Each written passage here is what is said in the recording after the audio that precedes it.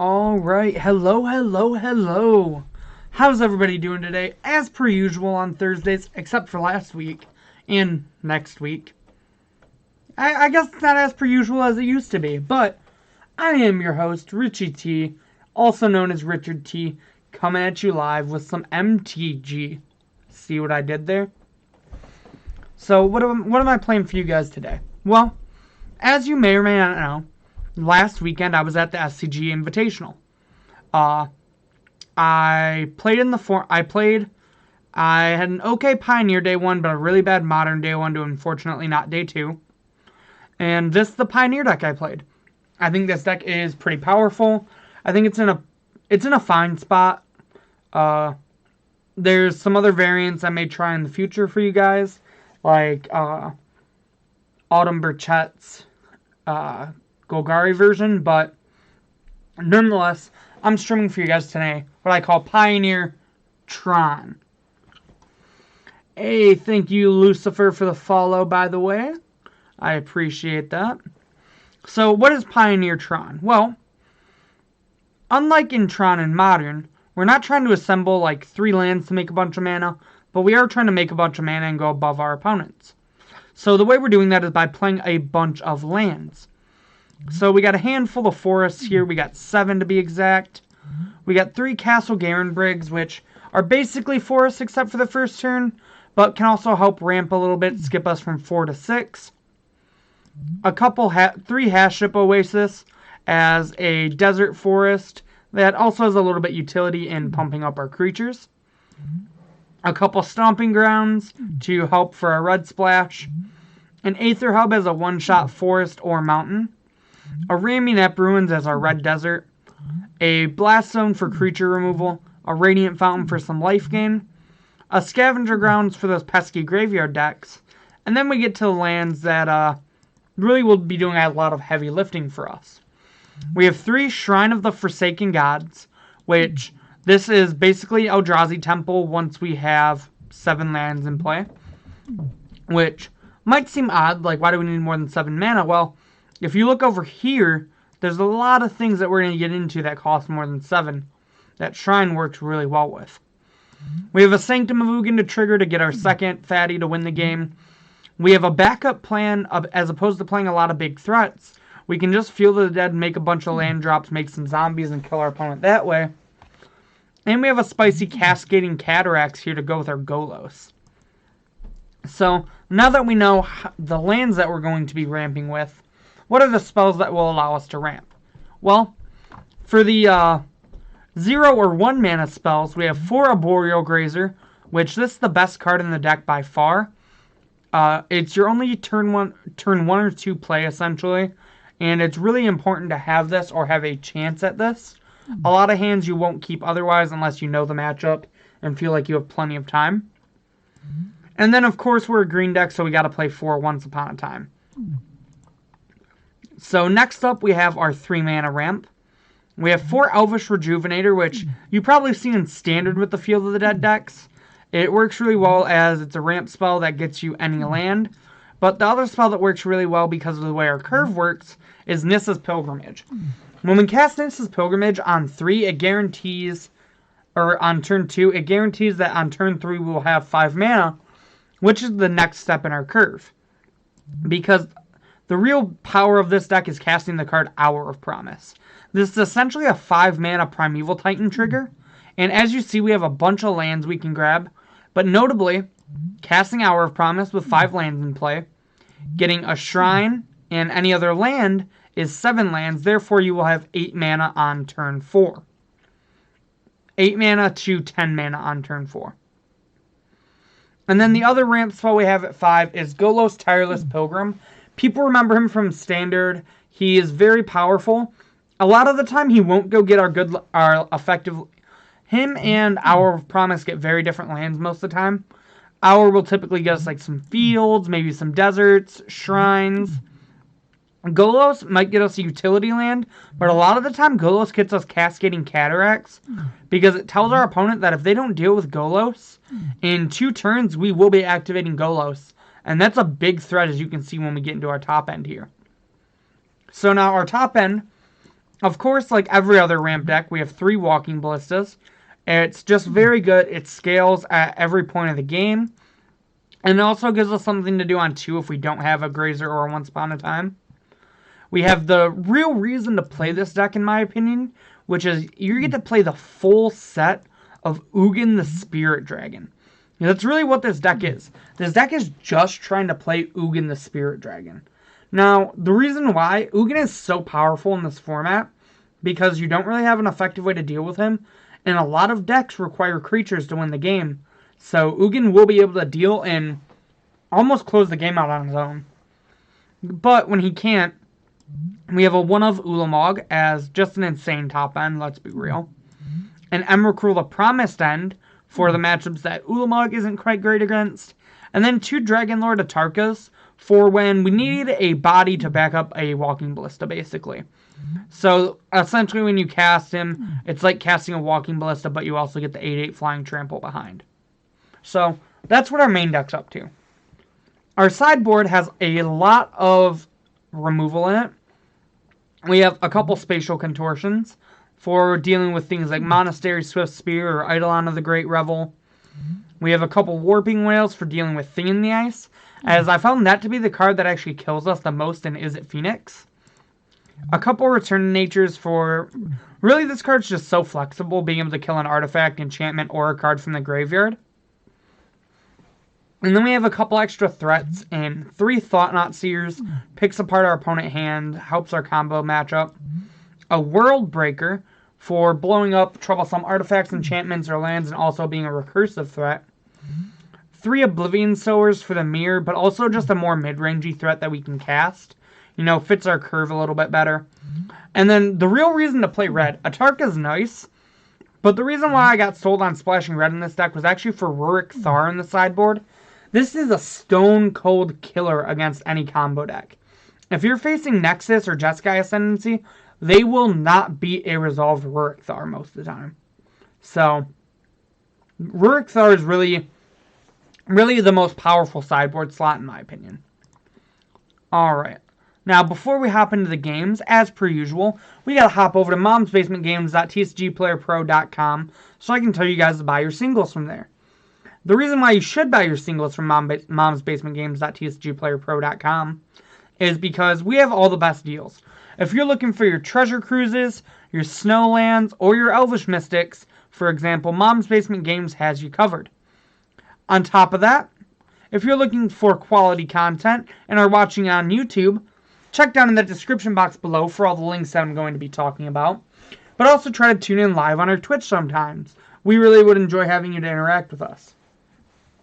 For everybody watching on Twitch right now or on YouTube in the future, thank you.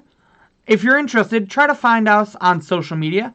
You can give us a like on Facebook, follow us on Twitter at MomsBasementMTG, or you can hop back over to our YouTube channel for the best standard, modern, legacy, vintage, commander, pauper, and now pioneer content. On top of that, I would super appreciate it if you gave me a follow on Twitter. My Twitter's at RichardTMTG. I talk magic, memes, League of Legends, music, anything else you want to talk about, hit me up on Twitter. I'm more than willing to talk. If you're looking for other forms of social media to find us at, you can find Mom's Basement Games on Instagram at Mom's Basement Games, or you can find me on Instagram at RichieT2196. Alright, but with that, as per usual, let's hop into some games and see if we can't Ugin some people out. Wow, that was quick. Man, quickest queue this side of the Mississippi, right? Am I right? Hit our opponent with the GLHF as per usual. And I would like to be on the play. So this is one of those hands I was talking about where we don't have a 1-drop or a Once Upon a Time. So a lot of our other things do basically the same thing. So this hand's a pretty easy mulligan in my opinion. Alright, and this is what I mean. This hand's great. We have a 1-drop. We have our 3-drop. So we know we want to keep Forest, Grazer, Land, Nissa's Pilgrimage. We know these are guaranteed to be keeps. Our opponent kept their 7. So we can either send back an Aether Hub or an Arboreal Grazer. I actually think here No, we're just gonna... We're gonna send back the Grazer. The Grazer is normally the correct call, just because you normally don't have a spot on your curve that you want to fit a second Grazer. Trigger, we will put in Castle Garenbrig and pass it to our opponent. Blooming Marsh into Thoughtseize. Well, that's rude. We kind of wish we kept the Grazer now, but it's hard to know in the dark. Alright, well, we're just going to go ahead here and play our Aether Hub. Get our energy and pass it back to our opponent. I would not like to attack with my 0-3. Looks like we're against a little green-black action. Hard to tell the flavor right now. Glint Sleeve Siphoner. Interesting. Okay. Rejuvenator plays.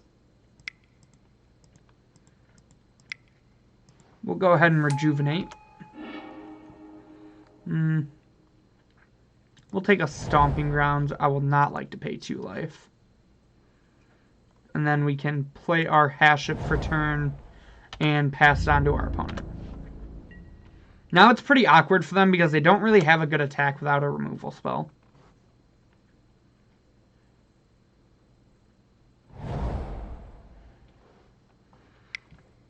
I wonder if they're more energy side. They might even be Marvel. Assassin's Trophy on our Elvish Rejuvenator. I can live with that. I cannot block, so I will not. We're kind of done with the lands here, deck. Well, we're going to just play ourselves another castle and pass it on up. Hopefully we'll draw something to do with our mana here shortly.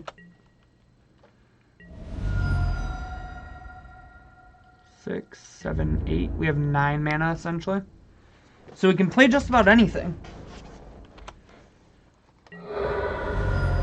This is one of the downsides to the deck, is sometimes you like just draw lands, but hopefully we can stop that trend. Oh, this is Sultai. Okay. Okay. Ooh, Ballista. That's what we wanted. Alright, well, we're going to go ahead and make a buttload of green for creatures. 6, 7, and 8.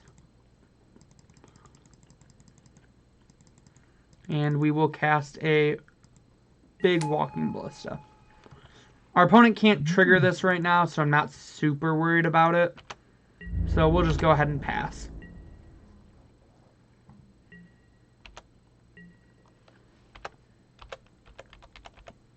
I would not like to F6, though.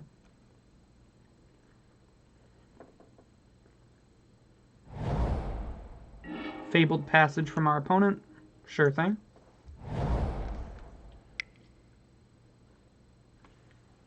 What you got here?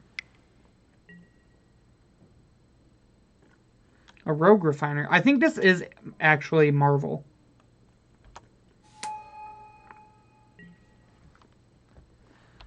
I'm not sure why they'd be playing the energy cards otherwise.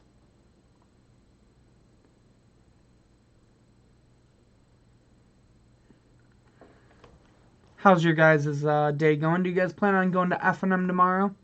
I think I will be. I'll be at Pando as per usual. Well, we will remove a counter to kill the Glint Sleeve. And then we'll go ahead and get this Rogue Refiner off the battlefield too.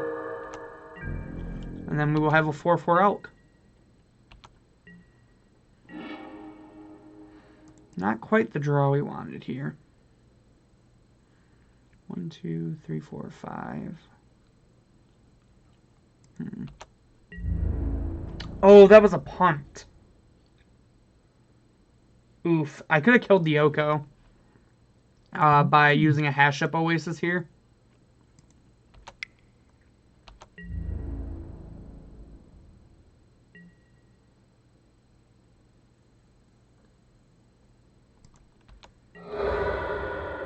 Yeah, that was a bit of a mistake. We're gonna hold this land because I don't see a reason why we need to play it. Yeah, now you have the food to block.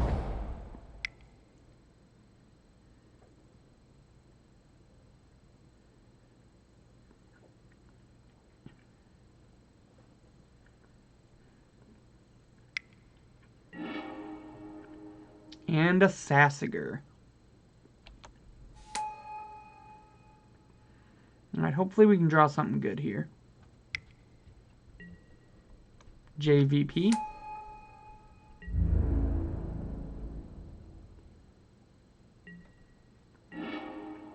Alright, that counts.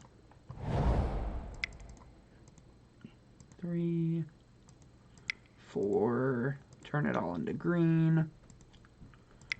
Then 8, 9, and 10. Play yet another big walking Ballista.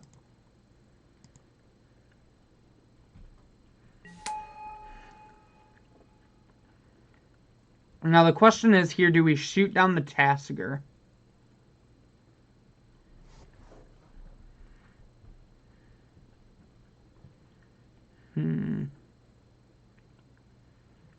Shoot down the Tasker, he blocks. No, I think we just 1, 2, 3, 4. 1, 2, 3, 4. I think we start by killing the Jace. And then we'll pass it to them.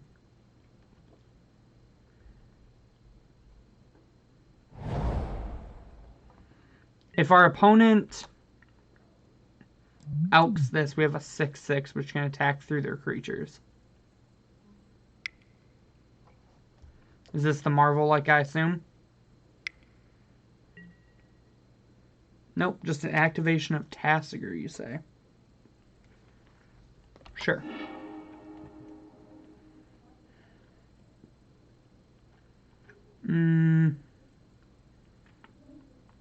You can have Glint Sleeve Siphoner.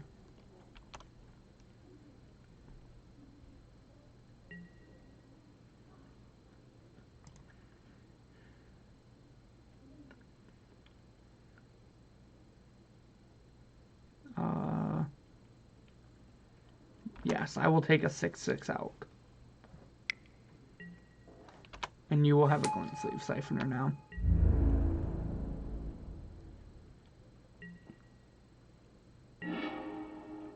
Man. Really need to draw payoffs instead of lands here.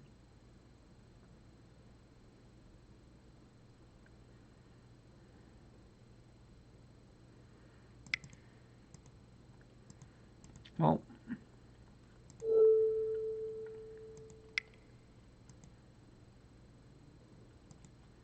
let's hash up Oasis this Walking Ballista. And attack Oko with both.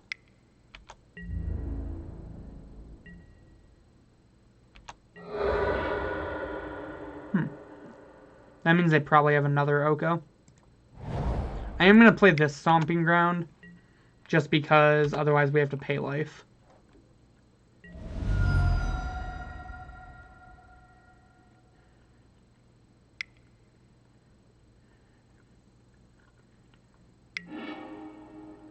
Activate Tassiger. You can have another Tassiger.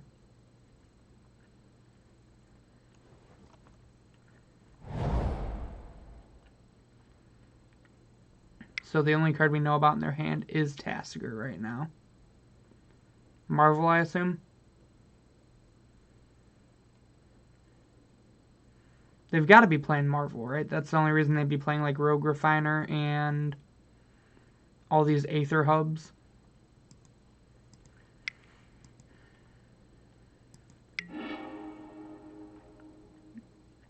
They activated again.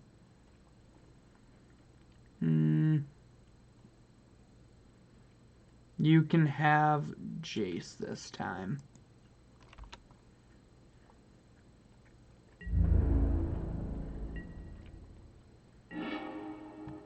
Ooh, that's a good one. 1, 2, 4, 5, 1, 2, 3. Alright, well.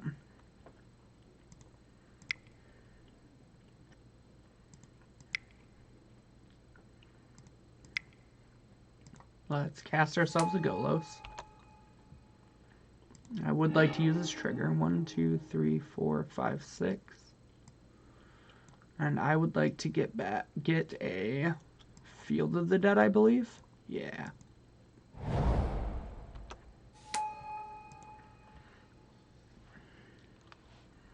And then would I like to attack? I think so.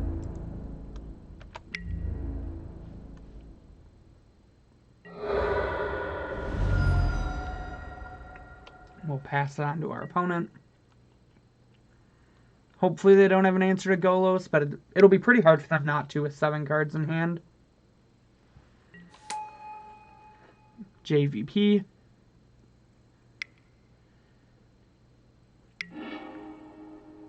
Activate Tasker, you can have a Thoughtseize. So we know they have Thoughtseize Tasker in hand.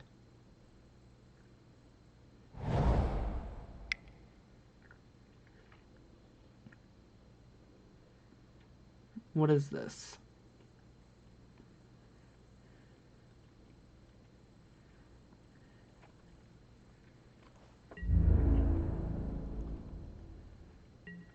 No attacks. Ooh, baby. There we go. So, 1, 2, 3, 4. Make 6 green. 7, 8, 9, 10. Ulamog.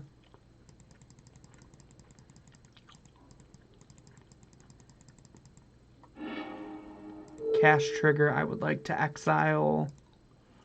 Oh, our opponent is done. That's fair. They were probably not winning through an Ulamog. Alright, so how do we sideboard against what I think is Sultai Marvel? But I'm not 100% sure. Ballista seems interesting with Glint Sleeve Siphoner.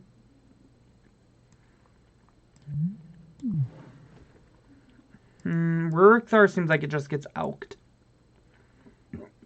Thought Knot gets pretty outclassed.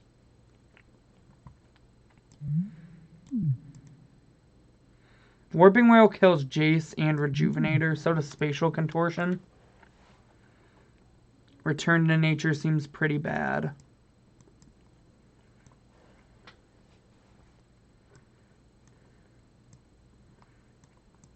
Alright, now we gotta figure out what we want to trim.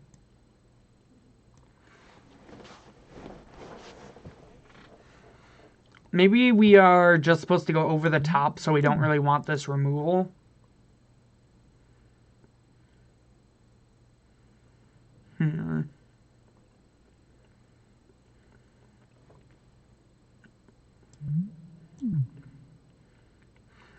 I still don't know if they're a Marvel deck is the only thing. But I think if they are, we might just go over the top of them.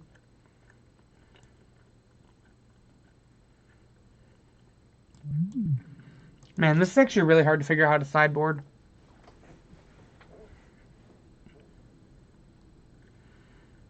Maybe the Oblivion Sowers aren't where we want to be. Maybe we just want to try to like actually go above them.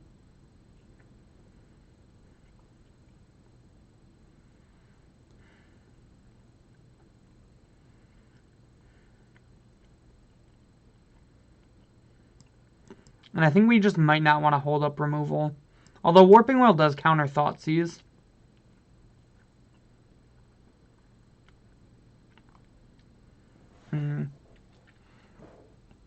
It's awkward because Walking Ballista is good.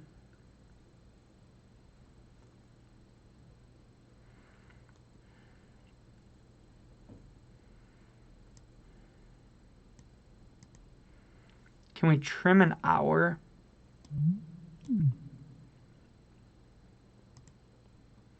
Probably not. Maybe it's just take out Ballistas.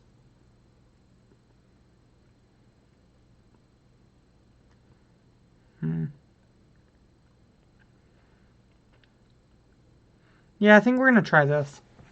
Not 100% sure how to sideboard in this matchup.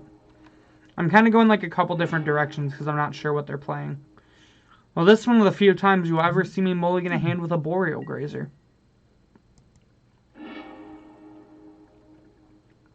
Alright, so even though this hand doesn't actually have an Boreal Grazer, it has a Once Upon a Time, which is close enough. So what are we keeping here?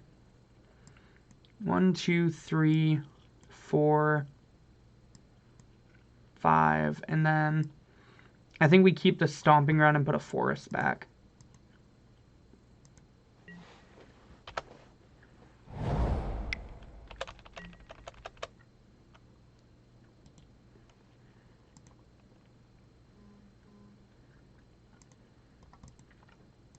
We're going to attempt a Once Upon a Time here.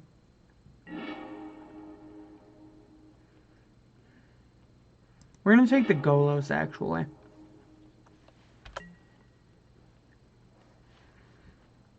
Originally, I didn't think I wanted to once there, but I realized, like, I have so much repetitiveness here that this is the guaranteed card to take. And if we just hit a land, I'd rather have a land. Interesting.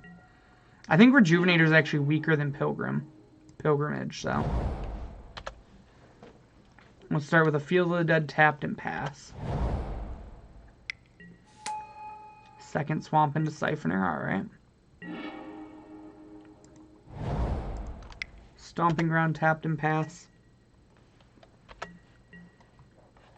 We're starting to set up here.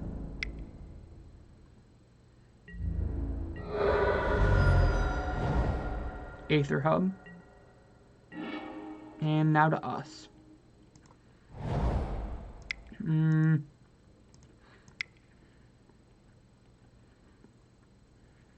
Since we have our land, I actually want a Rejuvenator here.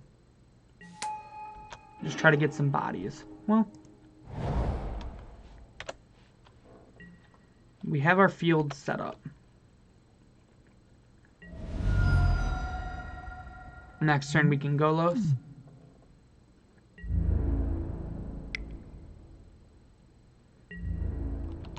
I suppose if we Pilgrimaged, if we hit a Grazer, we could have still put a land into play. So maybe that was worthwhile. Rogue Refining.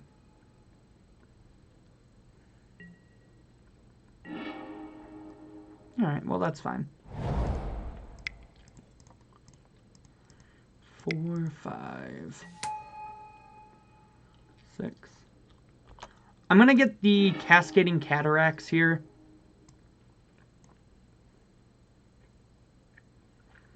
As none of my other lands really matter, and with the Pilgrimage, we will be able to ramp into Ugin anyways. Alright, pass to you, opponent. I would not like to attack for 1.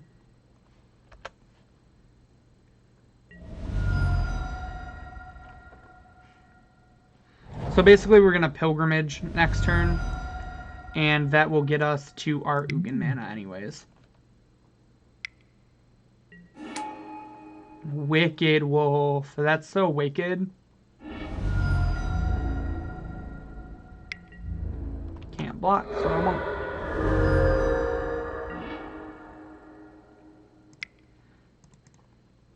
Alright, let's go on a Pilgrimage.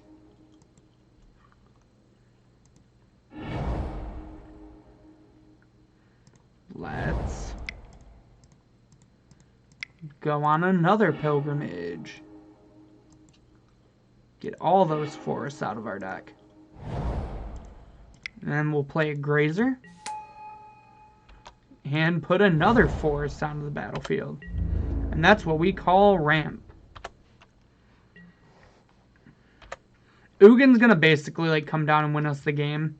So I don't want to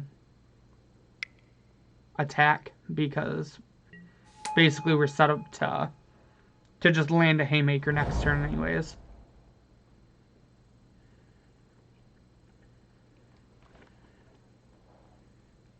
And if not, we can just activate Golos.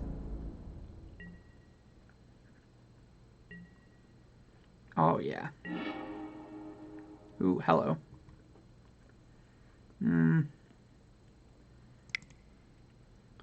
3, 4, 5, 6, 7, 8. I like this more.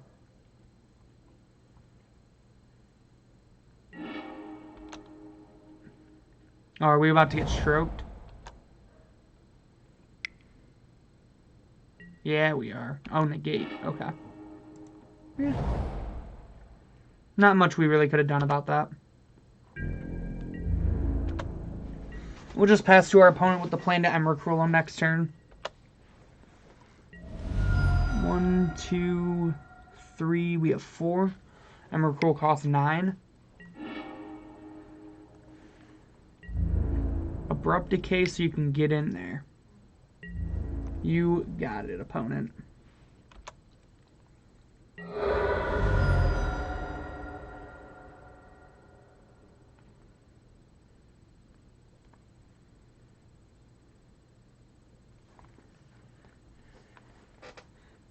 Our opponent seems to be in the think tank here.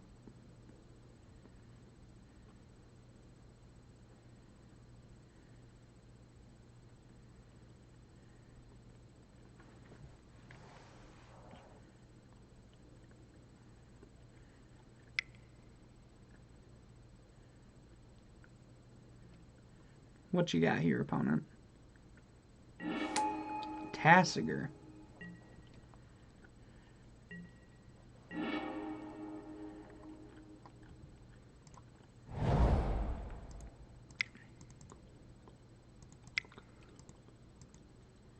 Six, 7, 8, and 9.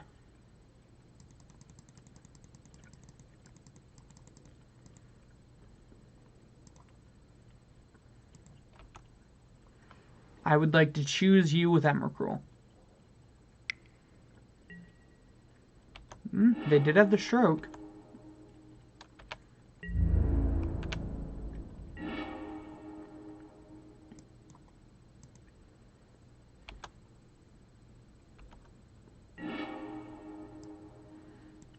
Alright, let's see. Well, this Languish is going to be sweet. So let's... 1, 2... We have 2 extra mana. Let's cast a Glint Sleeve Siphoner.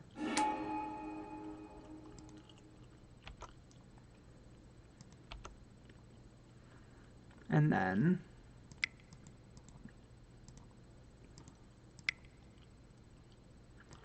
cast this Languish.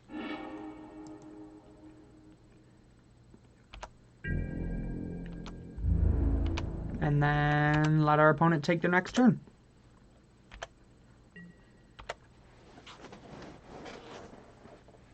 Well, that was fun.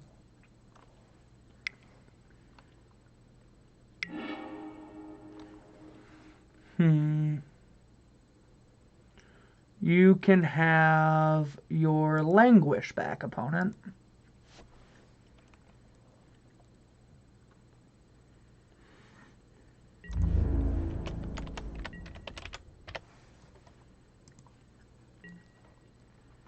Alright, back to us. 1, 2, 3, 4, 5. 1, 2, 3, 4, 5. 1, 2. Activate Golos. Those are good ones. We'll take a Rejuvenator. Oh, opponent. Yeah, that seems, that matchup seems really rough for our opponent. The mid-rangey decks, especially the green ones, are what you're really looking to face. So that seems like a promising matchup for us. Oh wow, we found a matchup already. This queue's been popping today. Hit our opponent with the GLHF. And I would like to be on the play. Once again, like I talked about before, since we don't have a chance at a 1-drop in this to 7 in the dark, I think we really have to try to be faster, so we're going to mulligan.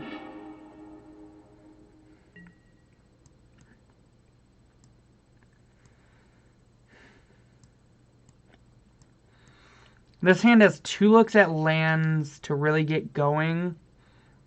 We have a Ballista for early interaction.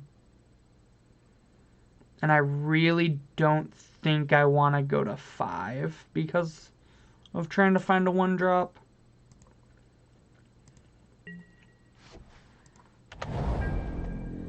So we're going to go ahead and keep this.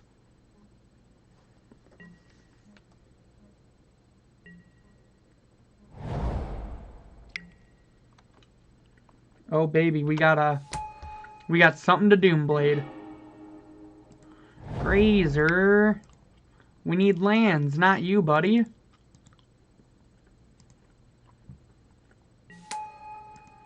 And then we go bang. If I'm not allowed to have turn 1 acceleration, neither are you.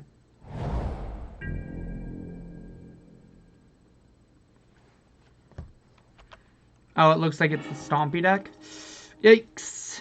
And this was the problem with this hand.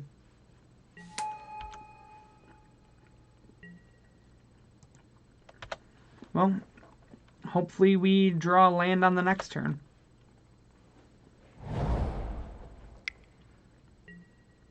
Oh, this looks like it might be the Bant Scapeshift deck.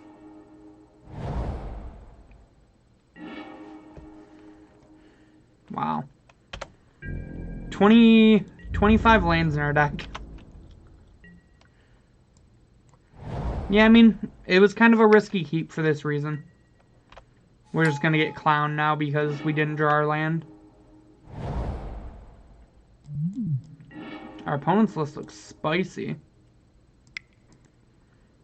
I mean, if this isn't a land drop.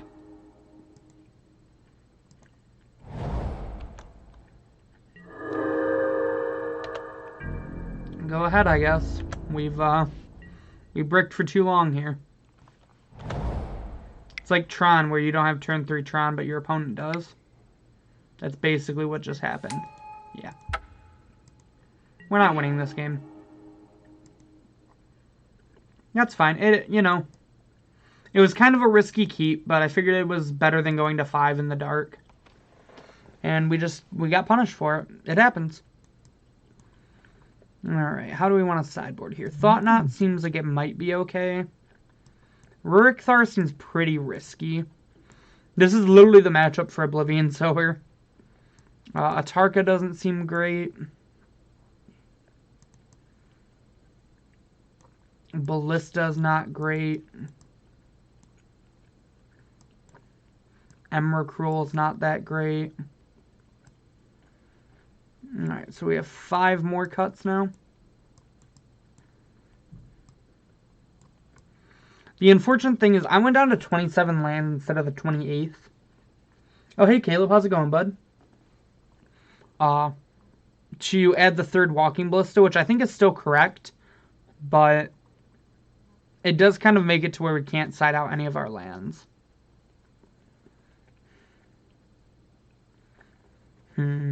What else seems bad in the Ramp Mirror? Oh, Return to Nature's not very good. 3 more cuts for the Ramp Mirror. What do you think, chat?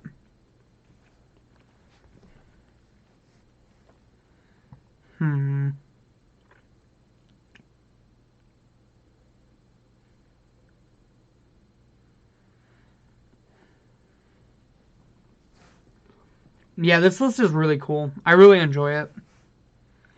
So we can turn 3 a Thought Knot, which means we can hit like their hour promises and stuff. We can probably like trim an Ugin.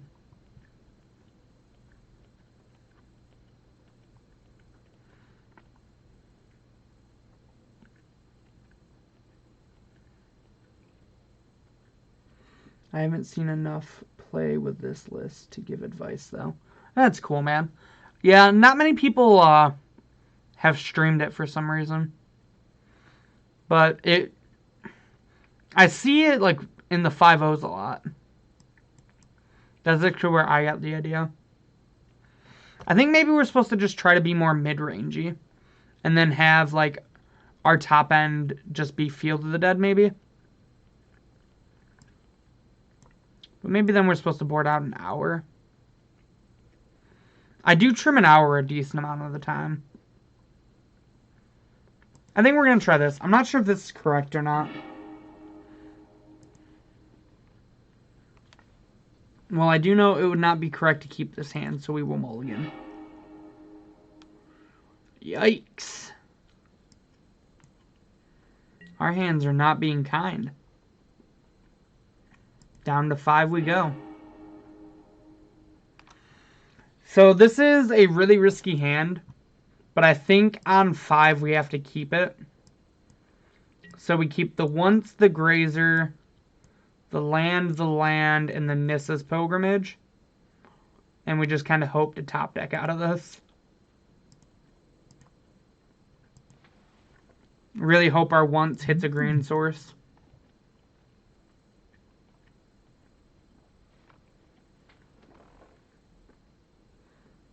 You don't know till you know.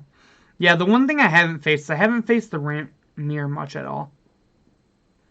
Again, like I said, the deck's not super popular. Yeah, I mean, hopefully we find a green source. It's pretty likely we do.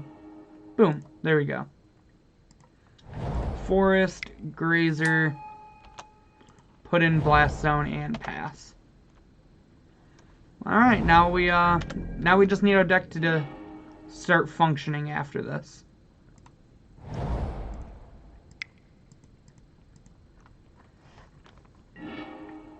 And this is Pilgrimage for 2 forests. Put 1 in play, 1 in our hand, and pass it.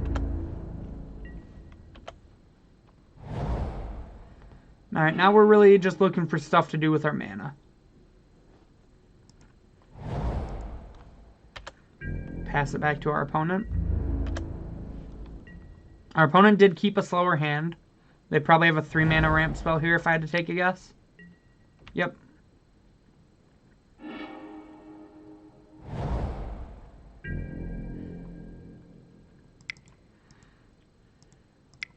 We're going to start taking up Blast Zone. Probably. That's how Magic works. 1, 2, 3, 4.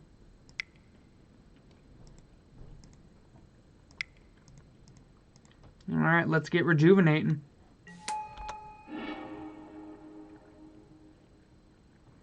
We'll take a Sanctum of Ugin here. Play our forest, pass it to our opponent. Now we're just looking for oh, they're playing Nissa. Interesting. Nissa's not a common card in these decks.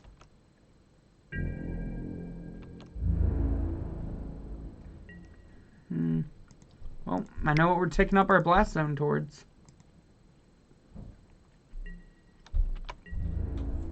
I will not be blocking.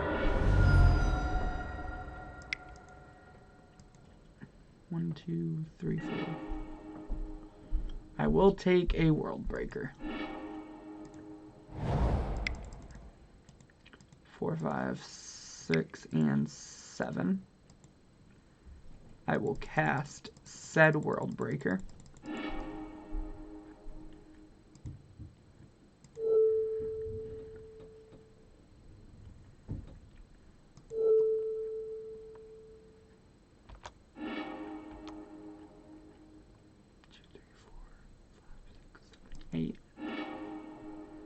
We have 8 mana excess now.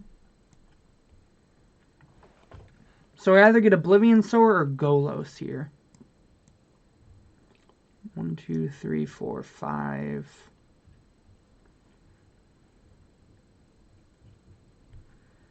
I think we actually get a Golos.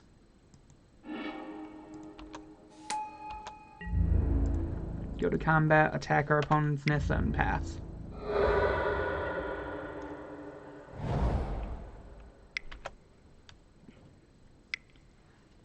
Are we just getting Ulamogged here? Hornet Queen. Man, our opponent's deck is spicy.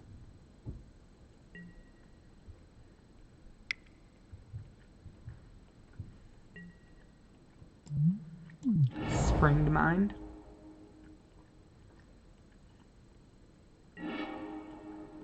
That's not bad. 1, 2, 3, 4, 5. 1, 2. 1, 2, 3, 4, 5. 1, 2, 3. We're unfortunately one short from playing both of those. Not the bees.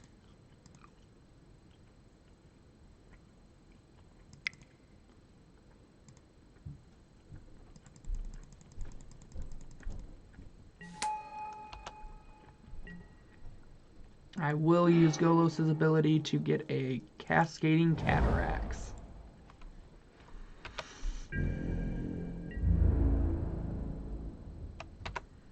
And we'll pass it back. Alright, Golos, I'm going to need you to do some heavy lifting here. Now that we see more of their deck, we're definitely going to bring in these other two Ugins. And maybe the Dragon Lords and Walking Ballista.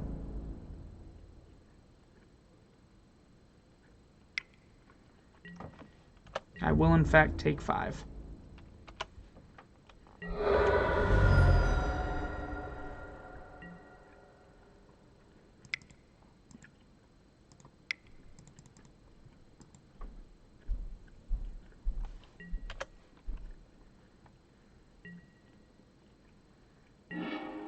Alright. Well, time to spin the Golos lottery. 1, 2, 3, 4, 5. Make Wooburg.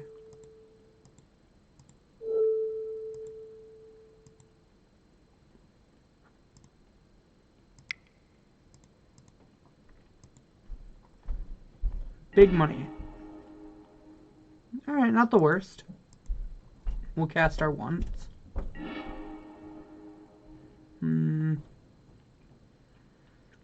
We'll grab the... We'll grab the Grazer, actually. We'll then go to combat. Attack our opponent's Nissa with this Grazer. Or with this Golos, not this Grazer. Alright.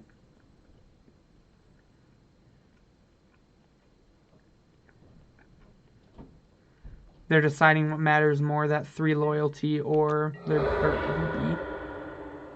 1, 2, 3, 4, 5, 6, 7. Alright, well, we're going to play this. Play a Grazer off it. Put in Aether Hub. And then cast this Golos. And use his trigger to grab what I think is going to be a Field of the Dead. So we can start making some zombos.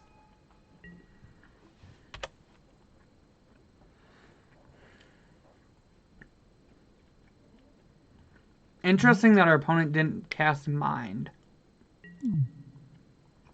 Oh, I guess they don't have double blue.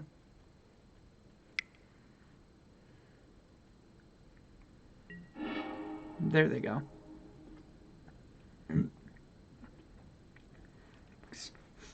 Excuse me.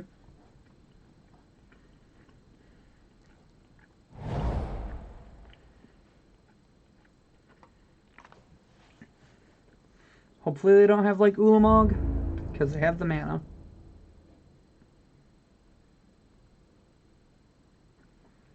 They're trying to figure out how they want to attack.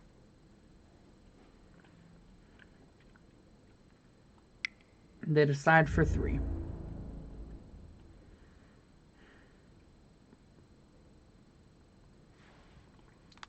We are actually going to go ahead and block here, because we're really hoping to hit an Ugin.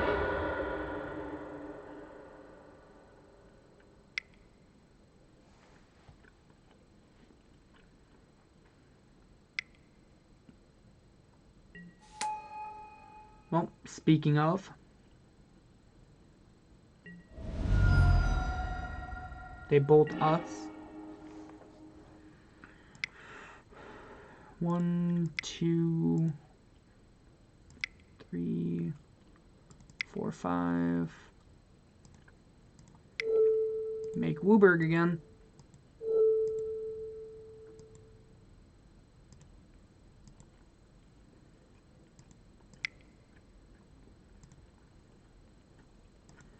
Activate Golos.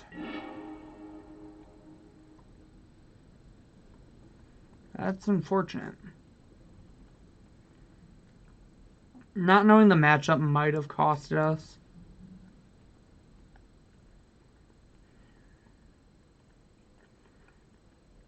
So we can play land, make a zombie.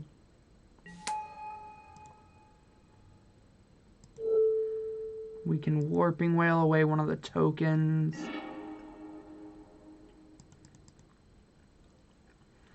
Blast Zone's unfortunately going to have to trade our Golos for their Nissa.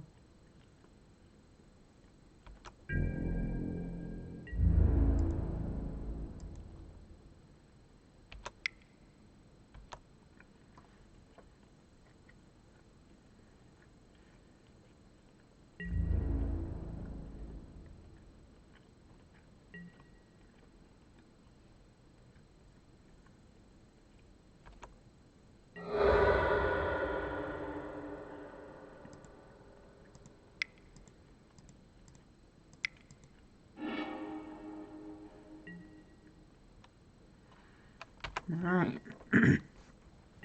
Hopefully we can draw some good stuff. It's going to be pretty hard to come back from this, though.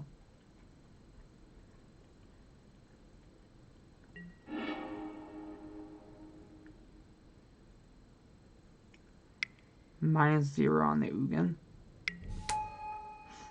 They just had another Nissa. Yep. Oh well. Yeah, you know. I didn't know we were... I knew we were in the ramp mirror, but they were playing a lot of unique cards that aren't in a lot of lists. And we lost because of it, but, you know, that's the nature of Magic sometimes. I think I would have definitely sideboarded differently knowing that they had Nissa and Hornet Queen. Like, for example, I wouldn't have boarded out Dragon Lord Tharka or Ugin.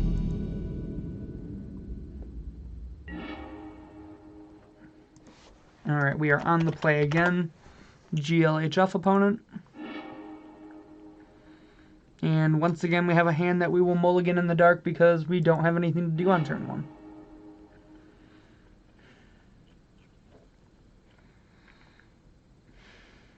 So, I know a lot of people that would mulligan this hand because this hand seems very risky. I am not one of those people because I think this hand has a lot of upside. We hit a green source off this. I don't really like going to 5. Yeah, I mean, we did pretty good. I think we'll send the Rejuvenator to the bottom because if we hit green source, we put it in. We can then once hit a land. Pilgrimage hits us up to 5 for hour.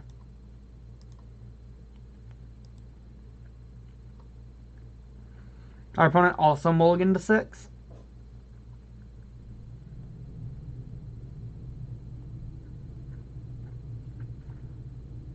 Trying to decide if they want to keep or not.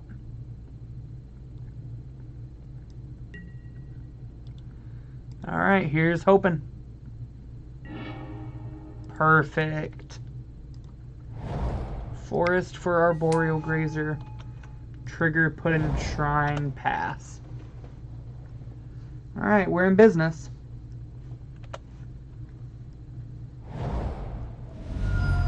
We might be in a little less business. Good old Thoughtseize. Our opponent has an interesting choice here, though. They can either take the Pilgrim... Yeah. Oh, really? Interesting. Well, that draw was very good. We will shock and cast a Nissa's Pilgrimage.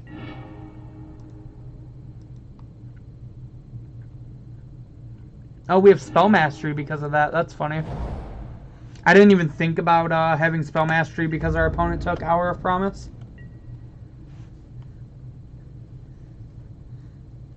So we have our lands now. Now it's just time to hopefully find a payoff here eventually. JVP, it's what you really want. We are really ramping.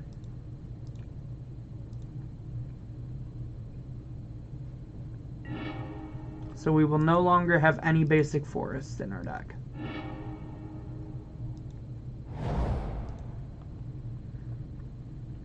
Go ahead, opponent. 3, 4, 5, 6, 7, 8. Activate Jace.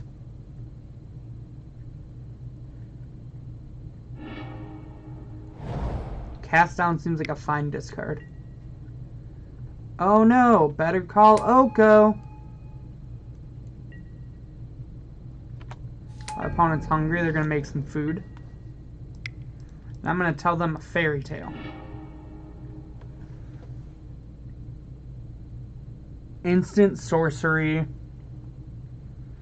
So this is 11. 1, 2, 3, 4, 5, 6, 7, 8.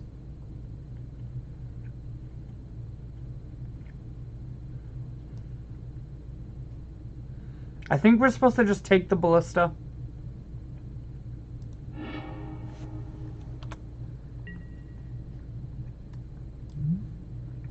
That's pretty good.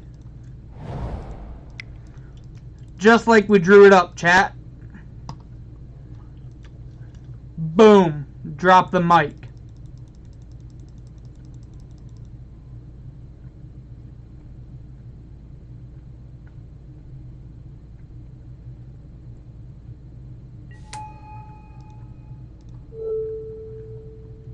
I would like to -3 Ugin the Spirit Dragon.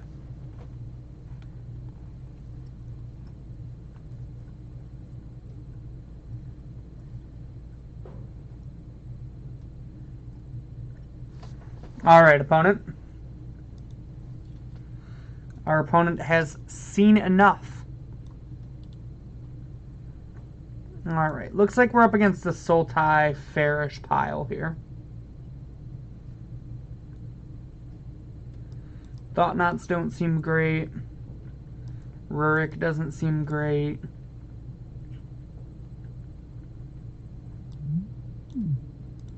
Dragonlord Atarka doesn't kill Oko.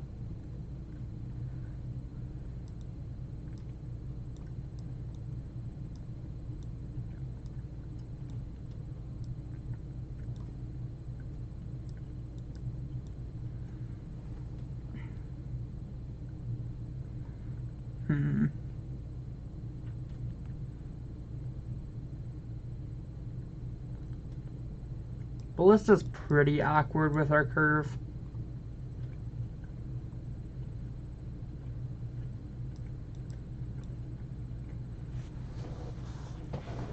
Why does Ballista seem good?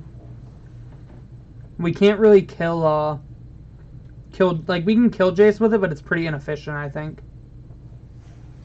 Like, I think I'd rather have Spatial Contortion if that's what we're leaving him in for.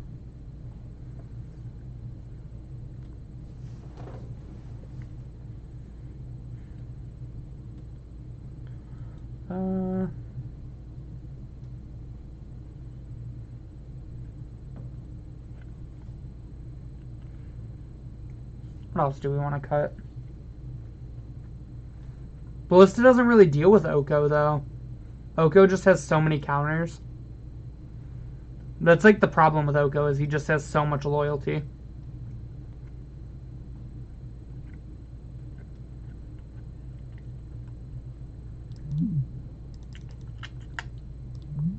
Maybe these sowers aren't actually great here.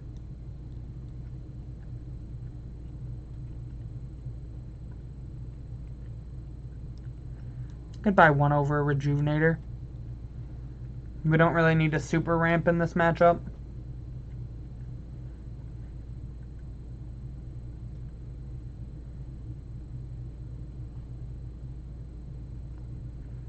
Actually, I think we can probably board. I know I was talking about like not wanting to, or like how important 1-drops are. But I think we can actually board out a couple grazers here. I mean, we have plenty of mana sinks. We have Ugin, we have our top end. So the reason why I boarded out a couple grazers, I actually think I was supposed to board out one once upon a time and have 3 grazers, 3 onces. Because we don't really need to play super fast here. Oh, I'm an idiot. This shouldn't be in our deck. I always overlook this card. So that should be out of our deck and we should just have these 2 grazers in. Alright, well. Sometimes you make mistakes when sideboarding. Yeah, I mean, this is really what we want in this matchup, other than this return to nature. Boom. Forest on top like a professional. We're not worried about our opponent killing us fast. That's the reason why we can trim on, like... Or why I was thinking about trimming on... the Arboreal Grazers. Like, against control, you actually just completely take out Arboreal Grazer.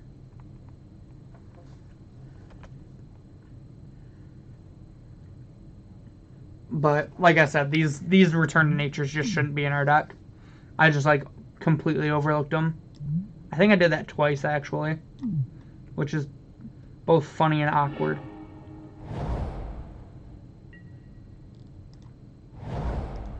Alright, let's go on a pilgrimage.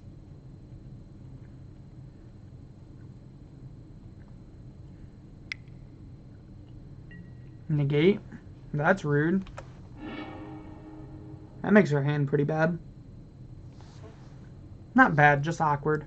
Nah, I guess not. We have this Rejuvenator.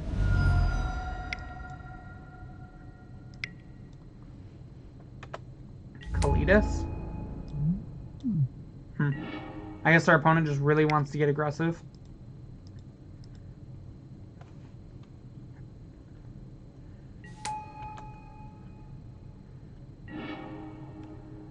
Woof.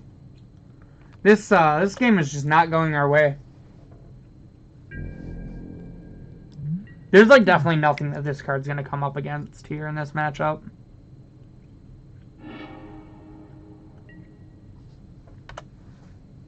We're super dead because they had that negate. That's kind of unfortunate.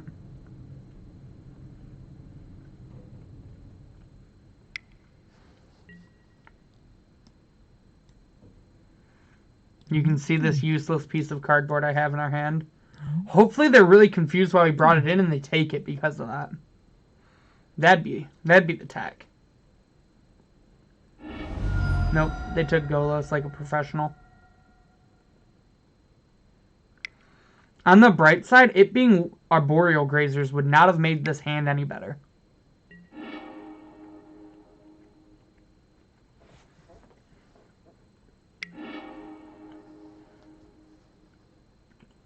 Opponent Jacing here.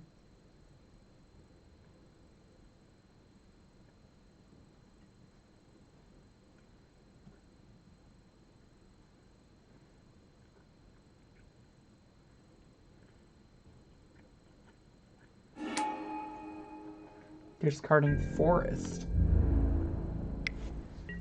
I will not block.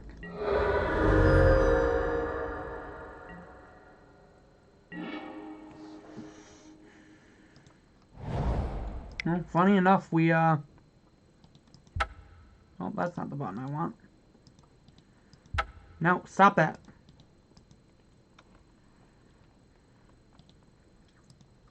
Funny enough, we have a use for... opponent's just playing like Sultai mid-range. We have a use for this Return to Nature.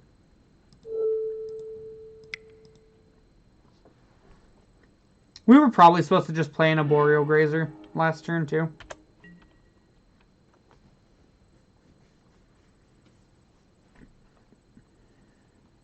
Yeah, it's just like a good stuff mid-range deck that they're playing.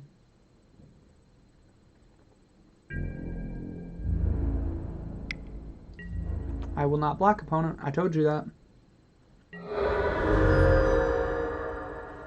If we draw a land, we can Oblivion Sower them. Instant, sorcery, artifact, creature. Emerald Cruel costs 9.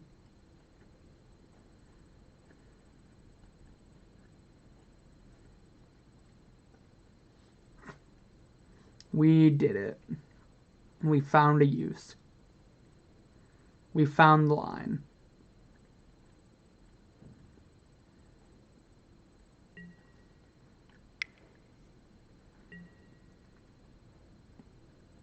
Take something like a Boreal Grazer, opponent. That's rude. Now we're going to draw the land and I'm going to be sad. I am sad.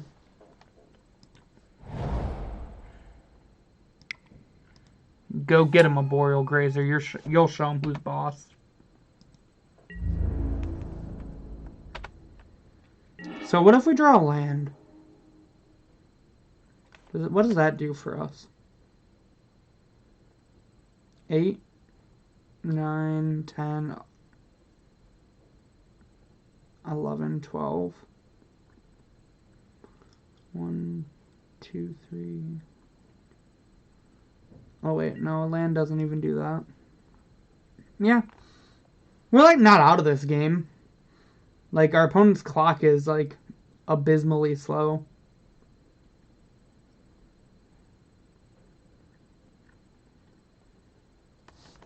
What did they minus Jason? Oh, did they minus Jason? That's how they thought sees this last turn? Got it.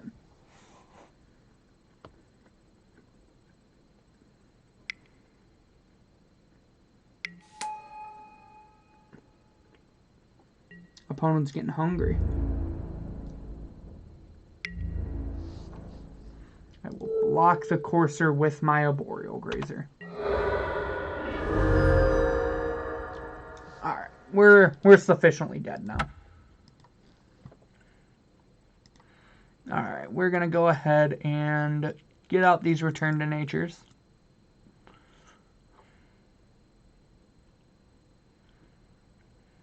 What do we want to bring in?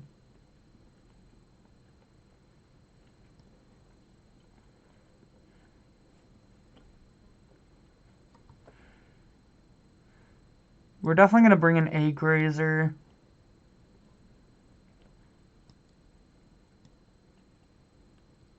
Probably just this Rejuvenator.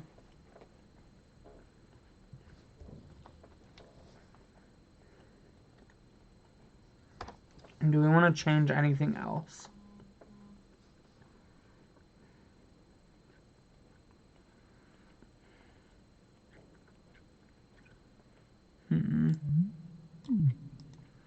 Warp and Whale seems great.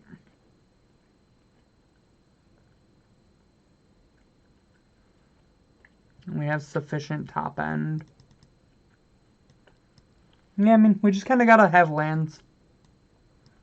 I think we win this matchup typically.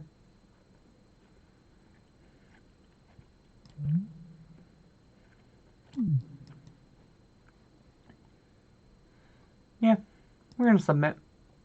I like this.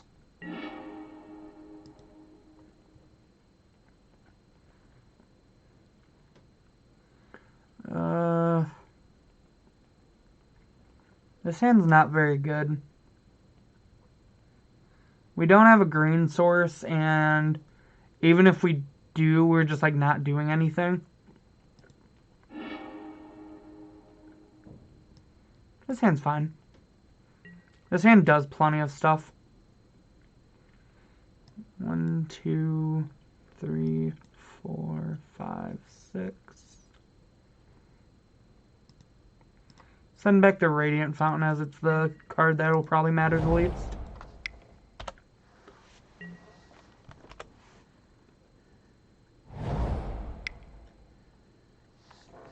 Ooh, the old Watery Grave tapped from our opponent. Ramunap Ruins, go. Send a message. We're secretly an aggro deck. Oh, I can take this off now.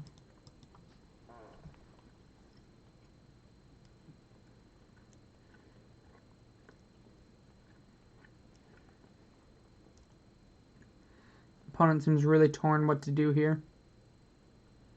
Maybe they're trying to decide between if they have to interact with us by like holding up a negate or playing a Jace. They decided to play a Jace, which is pretty good for us. So we will play Shrine, and we will then cast Mrs. Pilgrimage. And we'll pass. So if we Hour of Promise, we can actually make 2 zombies. No, we can make 4 zombies off our Hour. That's pretty good.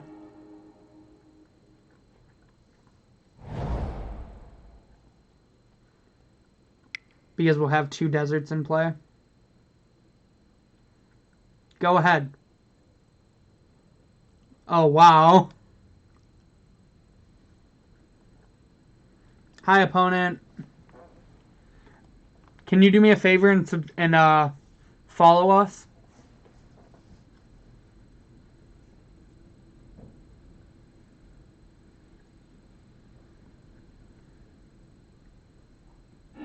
Give us a follow.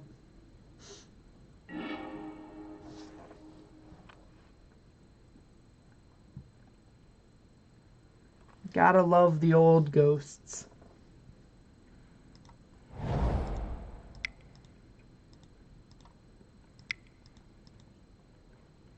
And we'll just get our Cascading Cataracts then.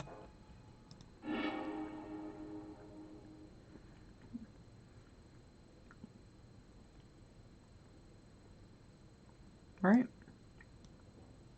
Yeah. We'll get Cascading Cataracts.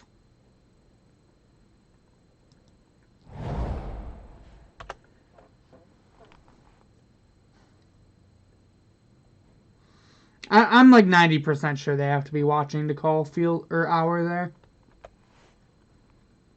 I don't know. Maybe it's like an easier name than I think, but I feel like naming like Field of the Dead or Ugin or anything like that is probably a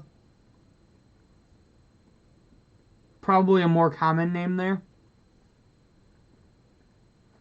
The fact that we went from 3 to 2 viewers real quick after that also is a little suspicious.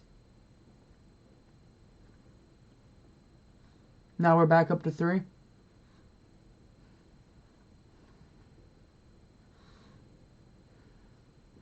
If this is in fact you, Kev, follow the channel for us.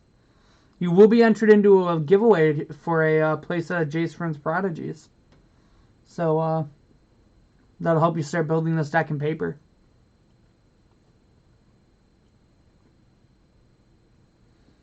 I snuck in here moments ago. Trying to figure out if our opponent's ghosting us, Siggy. Yeah, Twitch is the best Magic card. They named Hour of Promise when it was our play for the next turn. And I just talked about it. Maybe it, like I said, maybe it's more common and, like, maybe it's just the correct name. But they didn't see it game 1.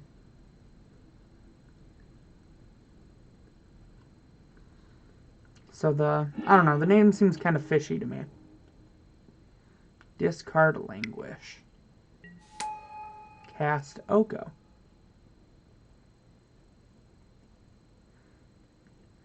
Elk are Golos. Make food. Interesting.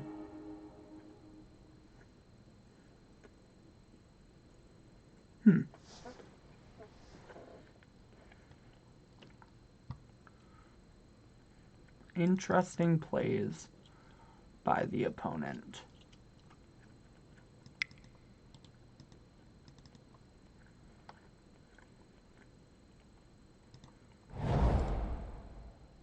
Two, 3, 4, 5, 6. Let's sow some Oblivions.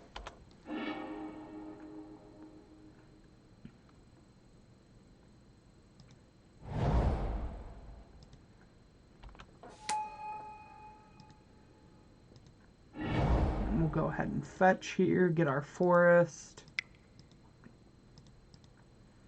Play our Rejuvenator. Grab a Sanctum of Ugin. And we will attack our opponent's Oko.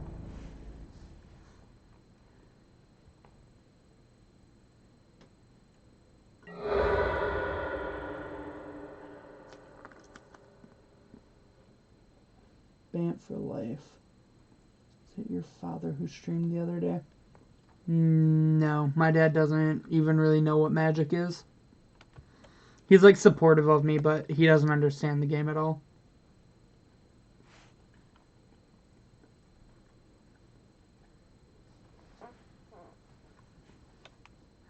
If it's the ginger guy, that's actually my boss. If that's who you're thinking of, Bant.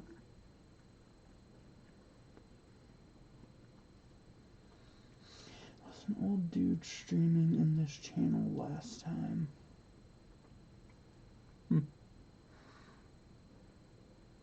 Could have been Russ, maybe. Was it on Sunday?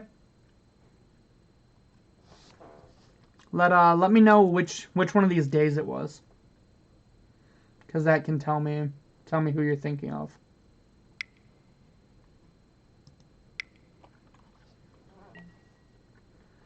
Another unmoored ego.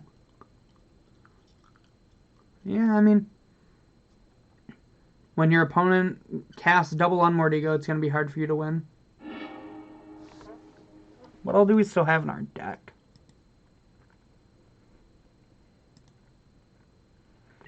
We have... Actually, I should leave this up. I have another tab with my deck list.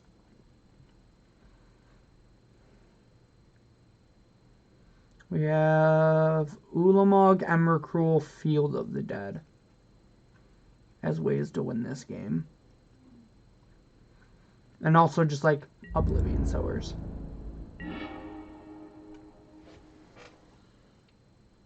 Actually, it was a long time ago. He was streaming Pioneer. My guess is Russ, but I'm not sure. Nonetheless, whoever you're thinking of, no, it is not my dad.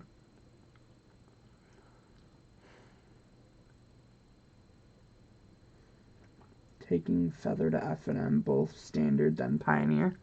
Heck yeah, dude, good luck. The dude with black glasses. Yeah, that.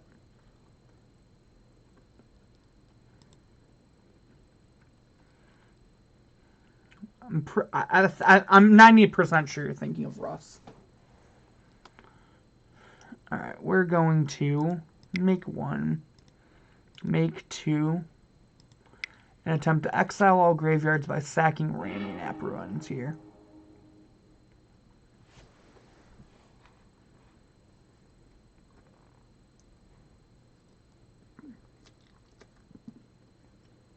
He said he played Legacy a lot.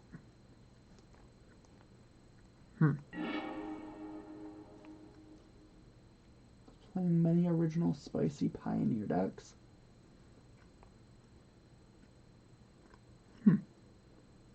Maybe it's Aaron, but Aaron's really young, so I don't think it's Aaron.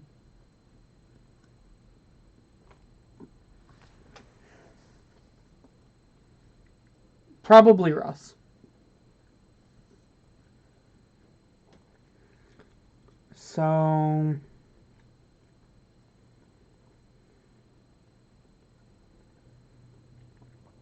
we're definitely attacking Oko with all.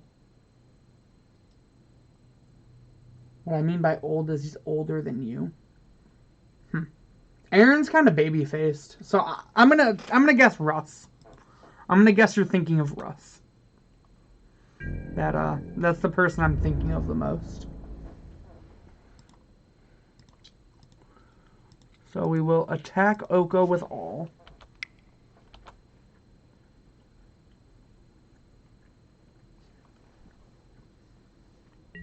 And I assume Oko falls. Yep.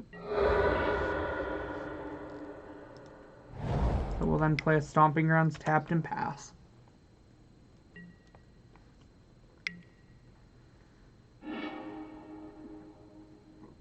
Does he just have like a million Okos in hand?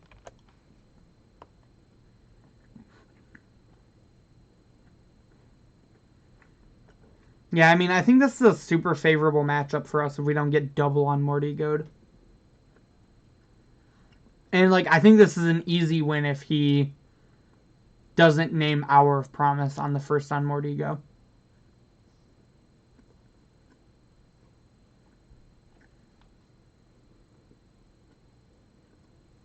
That's dumb. Is that on Arena or was that like a paper draft? Yeah. Dude just got a million Okos up his sleeve.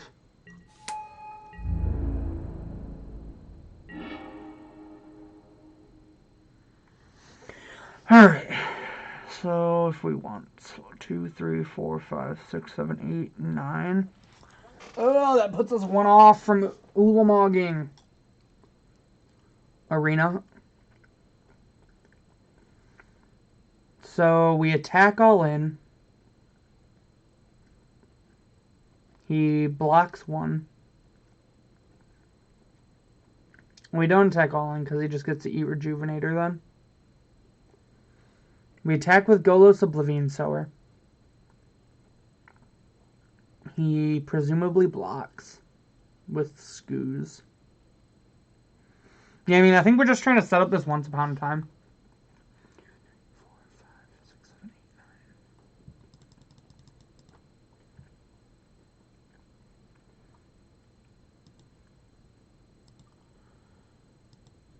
I actually think the upside of hitting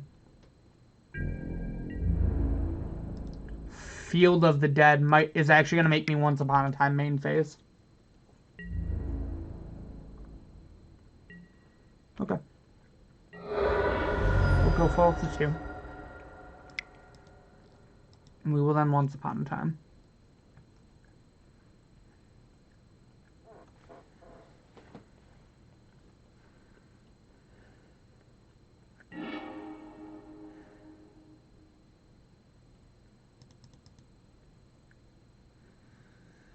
If we take Golos, 1, 2, 3, 4, 5, 6, 7. Yeah, we're actually going to take Golos and go find a field.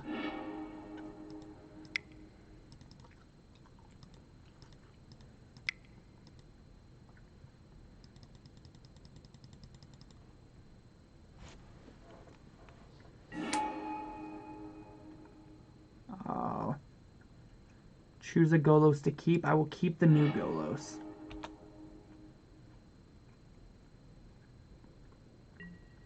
Yes. I will grab a Field of the Dead, which will make me a zombie. And I will then play a Forest, which will make me another zombie. And I will pass. Alright, opponent. The grind is on. Oh, please untap. Please don't let him untap. Damn it. That's fine.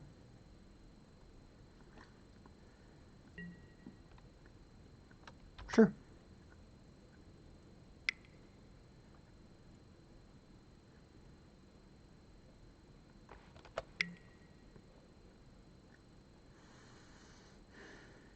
Yep.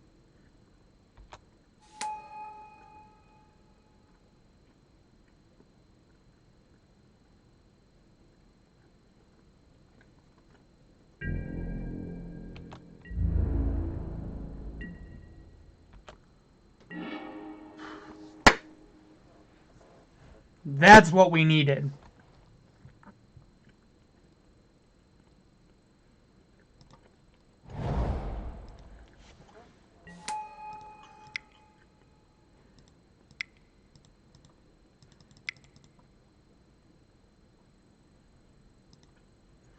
Say hello to my little friend.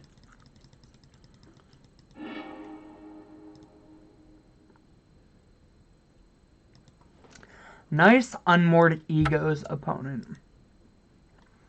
Alright, we are 2... Sorry about that. We are 2-1 in our current league. having beaten everything but another ramp deck.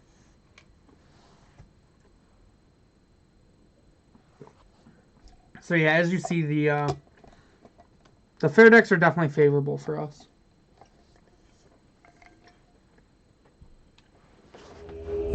Alright, we found ourselves a fourth opponent.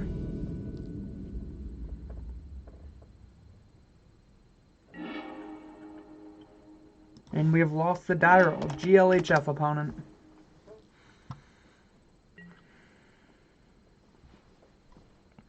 This hand is a once. So this hand could have an Arboreal Grazer, so we're going to keep.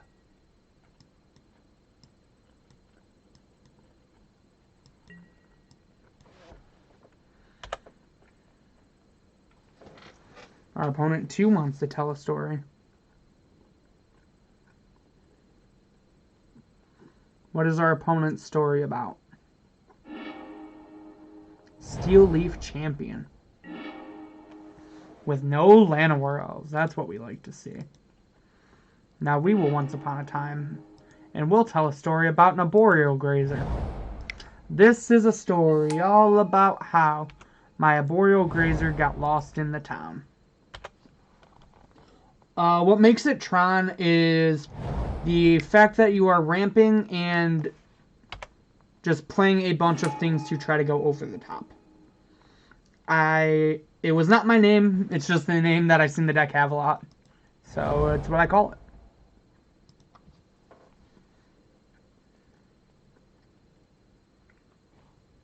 I think we want to try to blow up this Heart of Kirin eventually.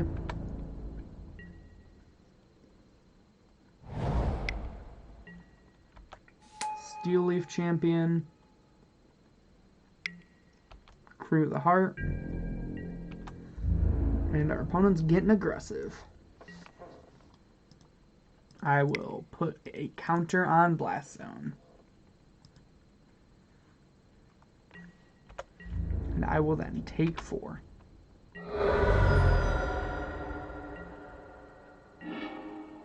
Okay. Pilgrim and Cheer is pretty good.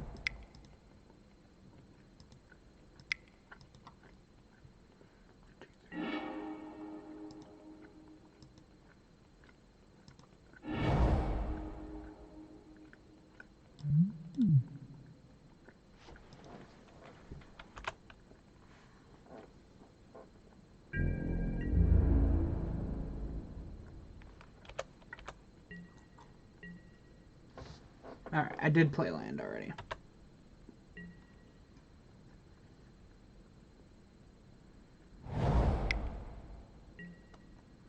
Sirach.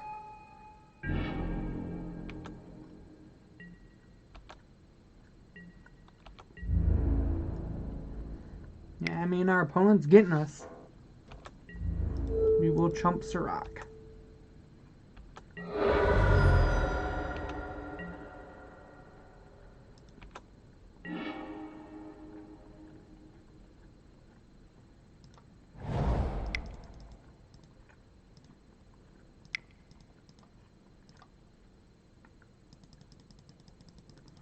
We'll go ahead and play a Ballista for 3.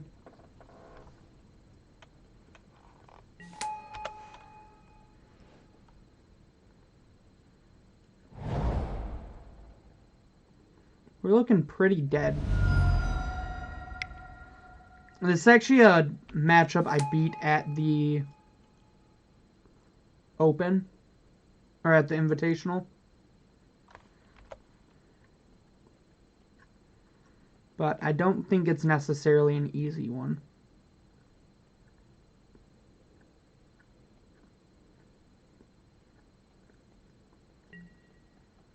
Make a food.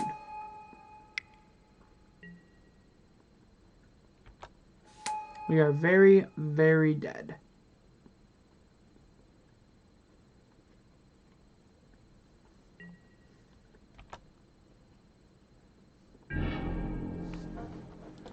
Well, I mean, our opponent literally had their nut draw except for not having a 1-mana mana dork.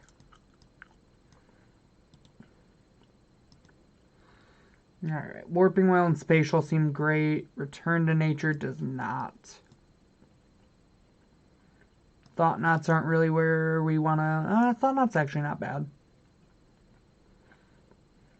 Rurik'Sar does not seem great.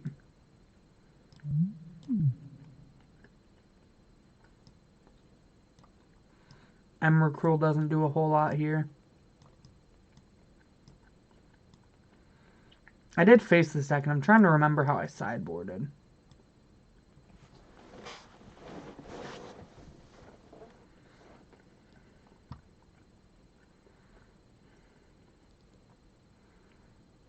I think I trimmed an hour in a Nissa's Pilgrimage because of Stubborn Denial.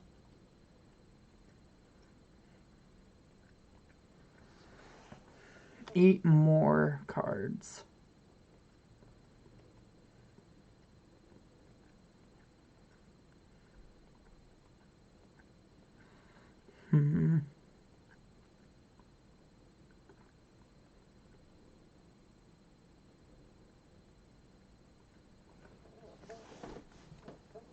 What's not great?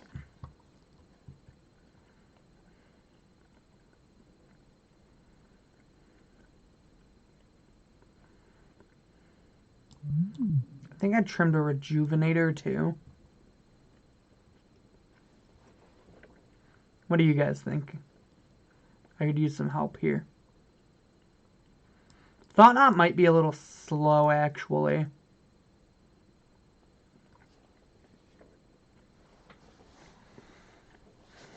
Four more cards. Gotta go faster.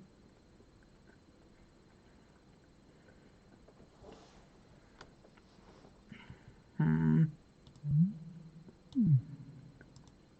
think this World Breaker is probably not the best.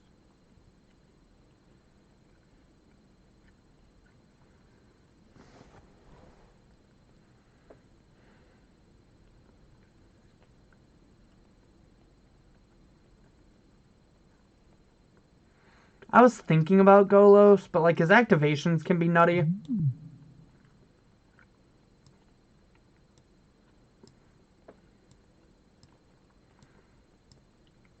think this is what we'll do.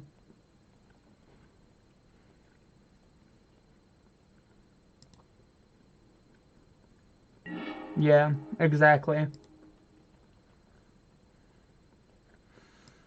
If this hand had a forest, I would snap keep it. Unfortunately, we do not, so I have to mulligan.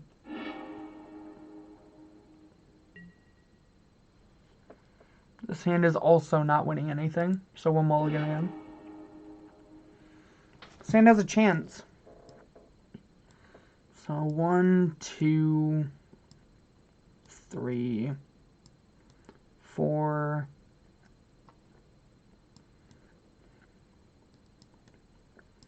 5. Yeah. I think that's what we're about.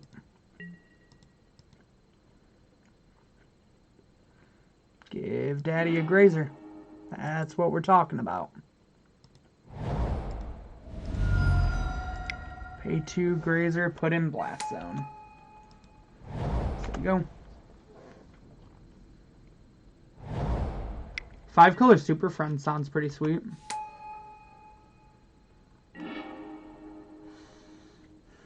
That might have actually been the worst draw in our deck.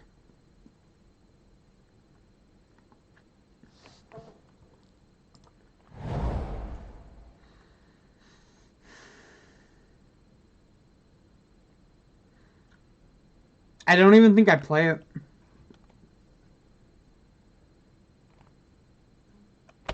I think I'd rather take up Blast Zone. Yeah, dude, Planeswalkers are sweet. 5-color might be a lot harder now without Oath of Nissa, though. Yep. This is what I was expecting from them when they kept a 7.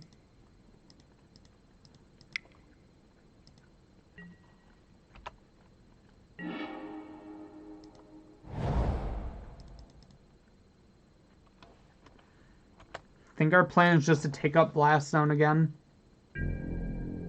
As awkward as that is.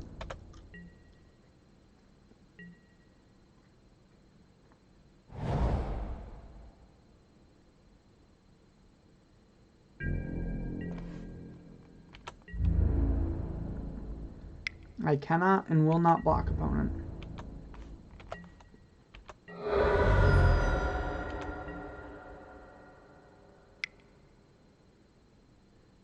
Another one. Heart this time.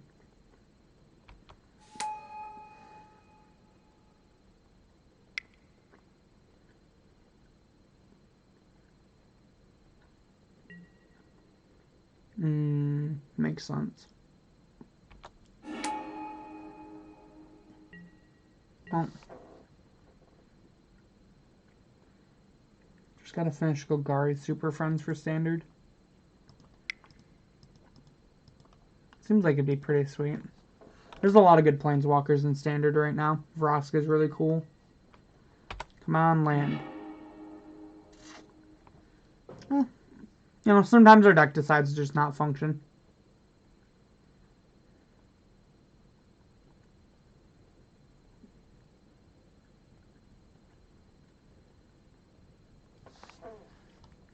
I can't really afford to sack it here either, because I really just need to be able to play a 5-drop.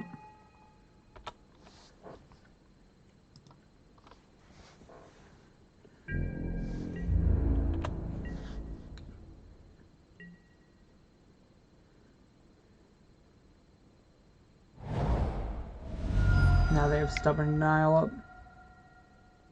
Nope, they're playing an Oko instead.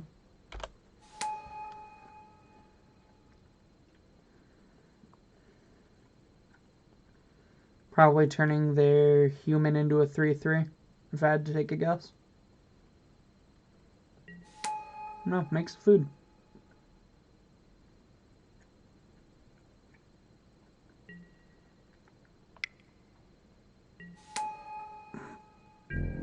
Alright, yeah.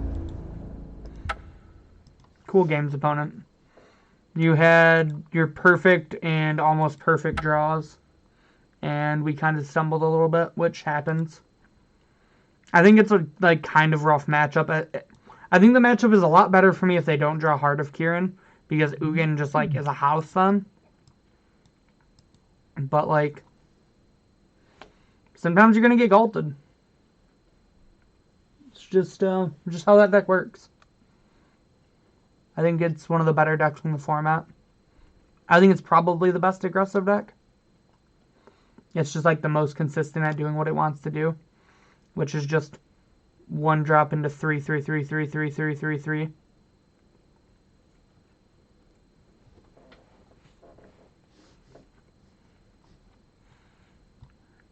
And you kind of got to see a little bit of the weakness of this deck.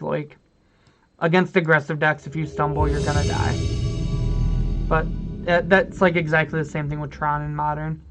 You have game against aggressive decks, but if you just kind of flop around, you're not going to win the game. GLHF opponent. I would like to be on the play. I would like to keep this hand and hopefully once upon a time into an Arboreal Grazer.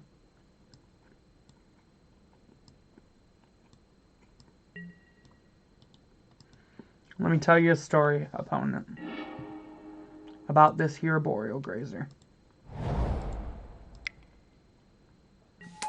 And how he just likes to stomp around on the ground.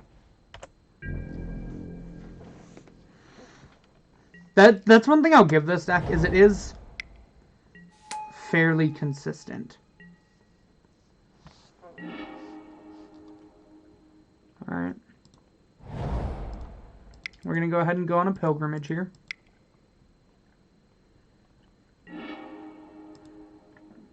Grab ourselves a couple forests. Pass it on over.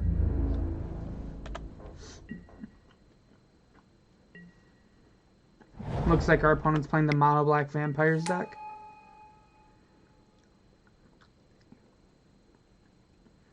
Get to the copter. So 6. 7, 8, 9. We're getting close to Ulamog.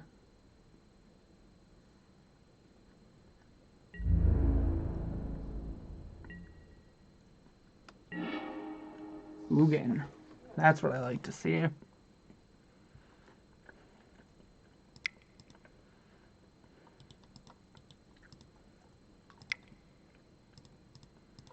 Let's go ahead and rejuvenate.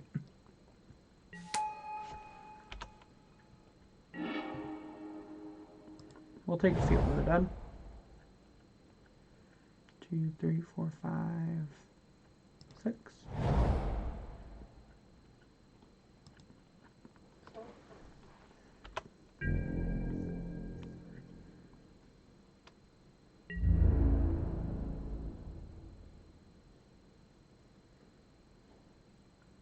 Use the gate package for this deck or for the Super Friends deck?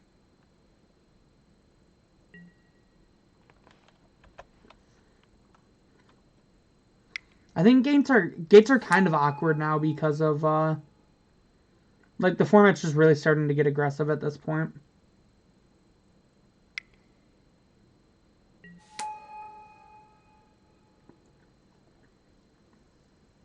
So we're gonna, this actually is just mono black aggro, I think. So we're gonna take 2 here off of this.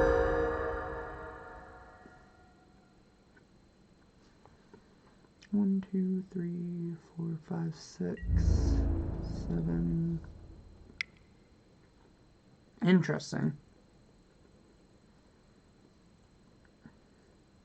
If they attacked with Knight here, I was definitely like just chump blocking.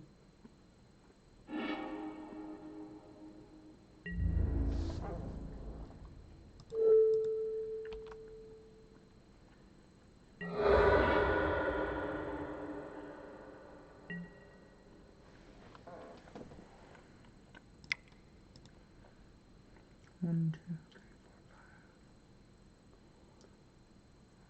2, 3, 4, 6, 7, 8. Once upon a time, there was. We can always blow up this field on 1, or this blast zone on 1. But I think if we just like Ugin our opponent, it's like basically the same thing but better.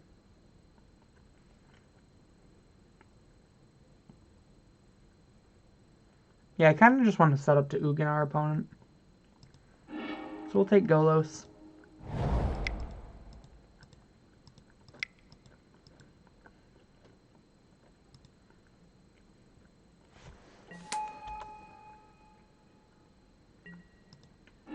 What are we grabbing?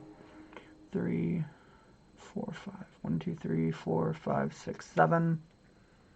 So whatever we grab lets us Ugin.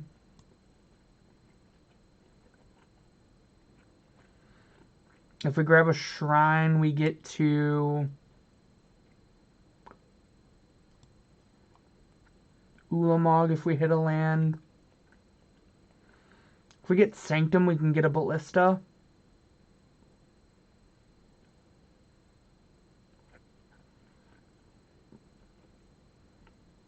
I kind of like the Sanctum of Ugin, I think.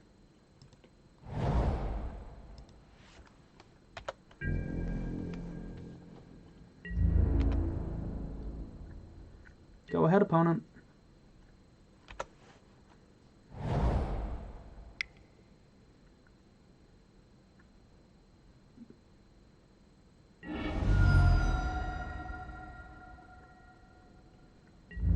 My Golos has been destroyed.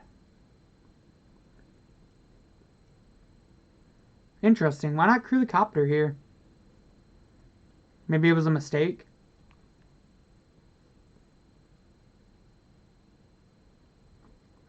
Seems like probably a mistake. Yeah, it was.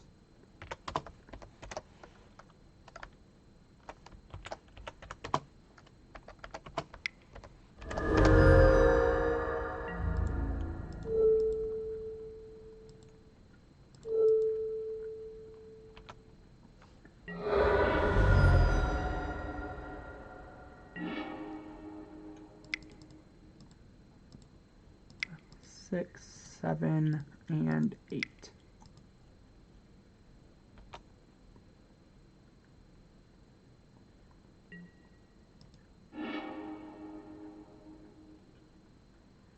We will get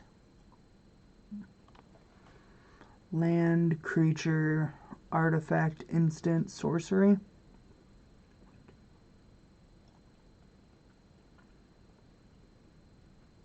We'll actually take Emrakul.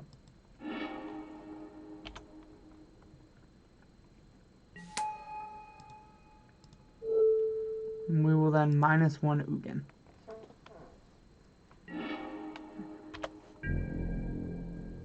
And pass the turn.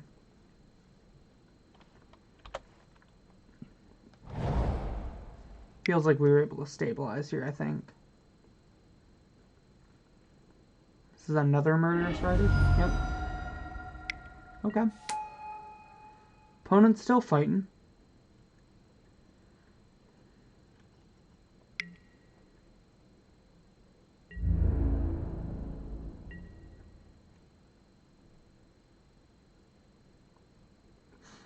I feel bad for our opponent.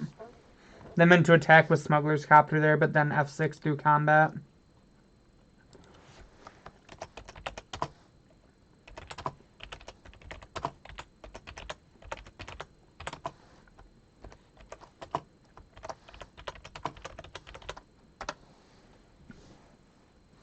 Just letting our opponent know, like, yeah, Moto can be rough sometimes.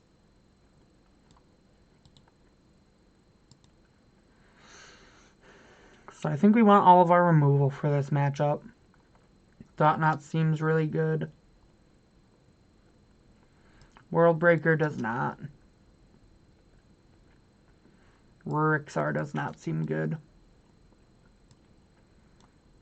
Even though we went and got Emrakul there, I don't actually think Emrakul is that good in this matchup.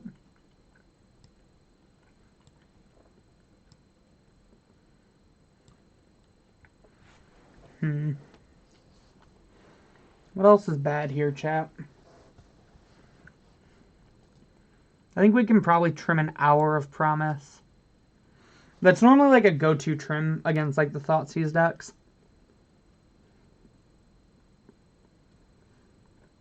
I think Ugin stabilizes really well. Same with Ballista and Atarka.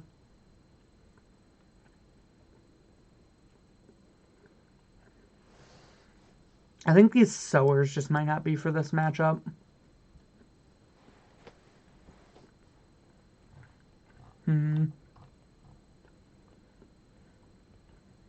These Return to Natures need to come out. I need to remember that when I bring those in. I think I want all of our early ramp. But all of our top end's good at this point.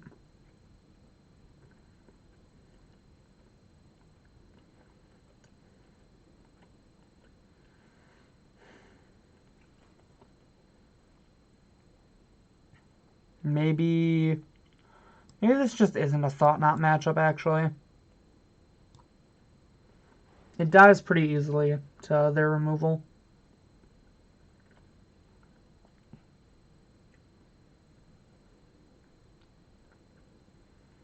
What's our last 2 cuts?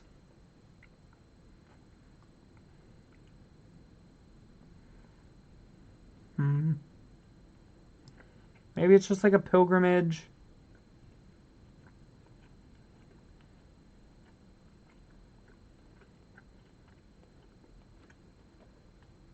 And a Rejuvenator. I think it's a once. That's kind of a panic board out there.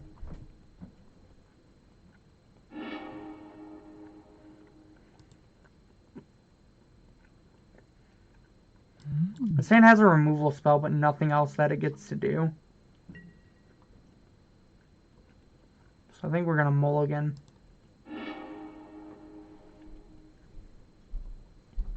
This hand really needs a green source, but we're going to try it. Again, I'm a fan of keeping hands like this. We will bottom a Rejuvenator.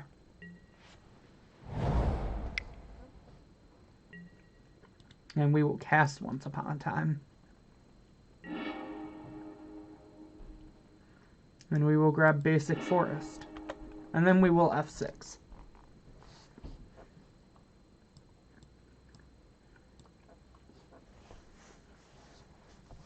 I assume we're probably losing our Grazer here.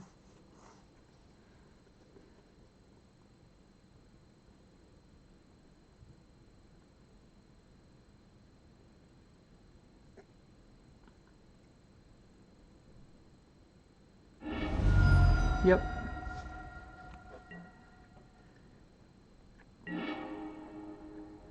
Ugin's not bad. Alright, Forest, go.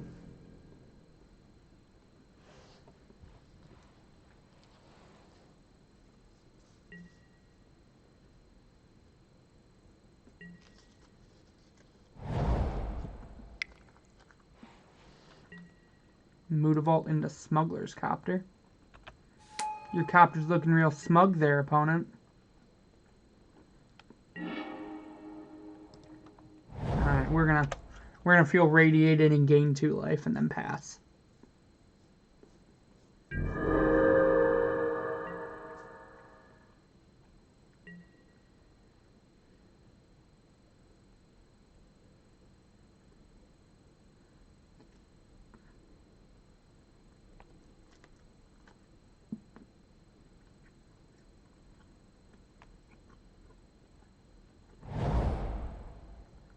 Swamp.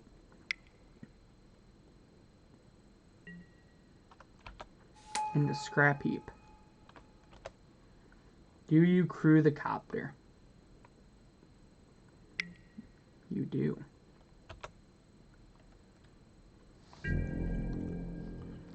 Before combat, I would like to Spatial Contortion your Smuggler's Copter.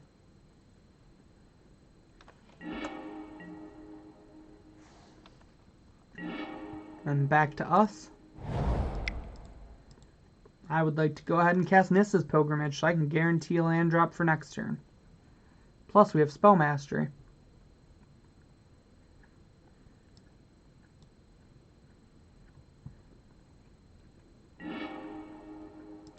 Forest, Forest, Forest. Go ahead, opponent.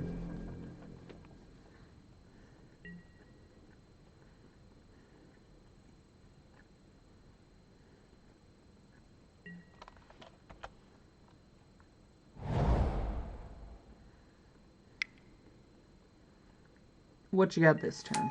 Another copter. Seeing how much colorless stuff is in their deck, I wonder if we're supposed to board out an Ugin.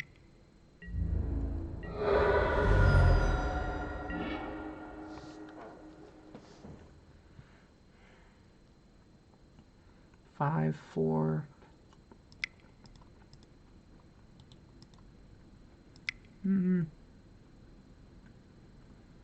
I actually want a Rejuvenator.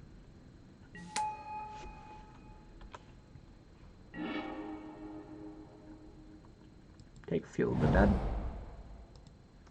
This way I can chump block.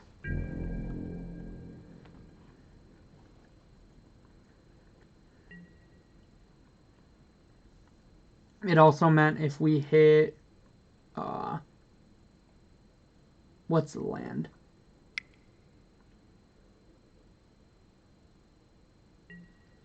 The one where, oh, it makes 2 mana. Why am I drawing a blank on its name? Shrine of the Forsaken Gods. We can Ugin.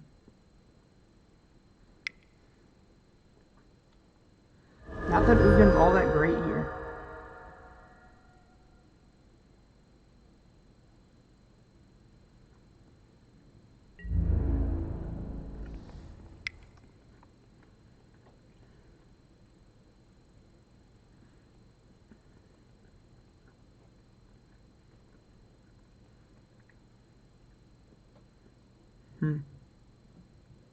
Our opponent's draw has been really good this game. Yeah, I actually think we're not going to chump, because if we draw...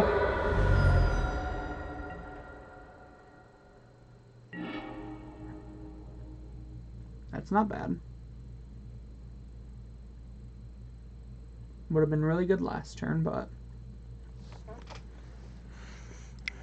beggars cannot be choosers.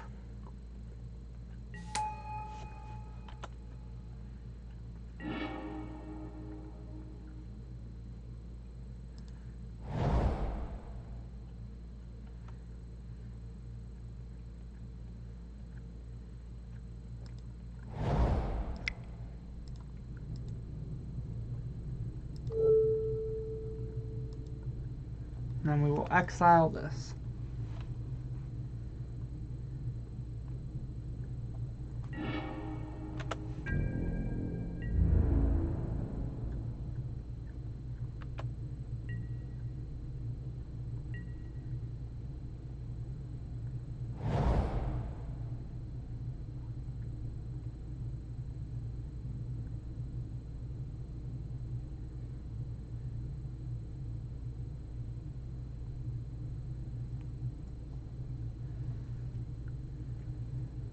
What's the plan, opponent? If they fire both Mutavaults and crew the copter, am I dead?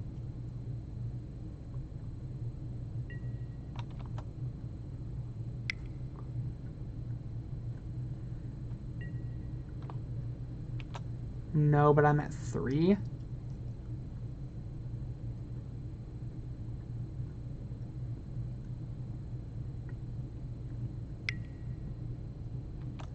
Yep.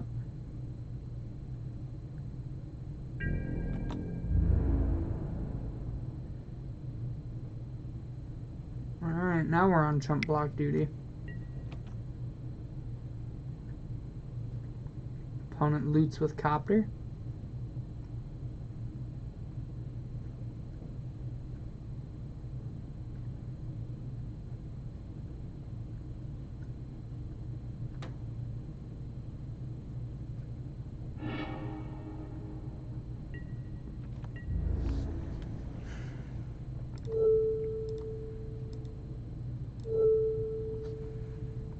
And we take 5.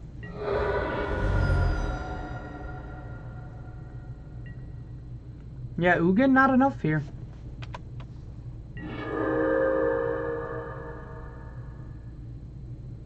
Nope. Still dead. Really good plays by our opponent.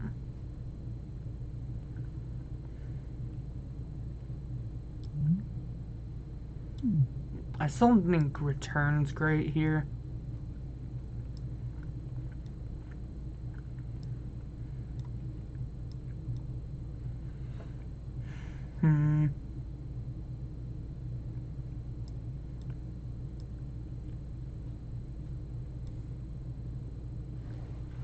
I think we can trim in Ugin for a sower.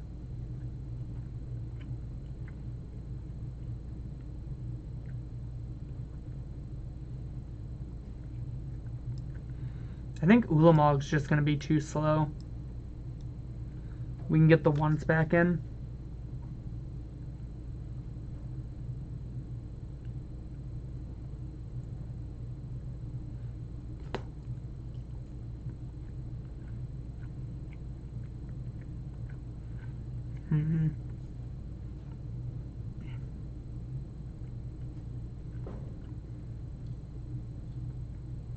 What do you guys think, chat?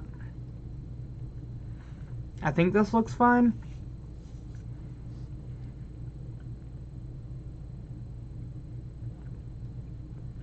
Maybe this sower should just be the 4th Ugin, though. Because bolting things is pretty powerful. And he goes to a high loyalty.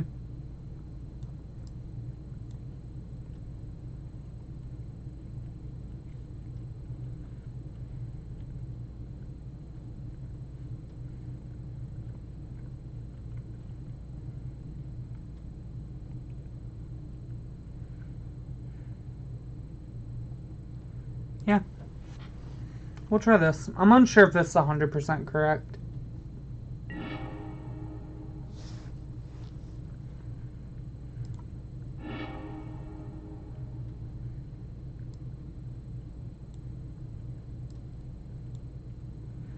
So we hit a grazer, and we really don't have anything to do because we're just kind of flooded on 5s.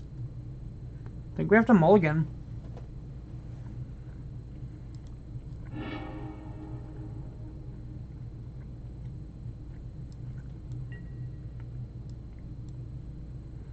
Two.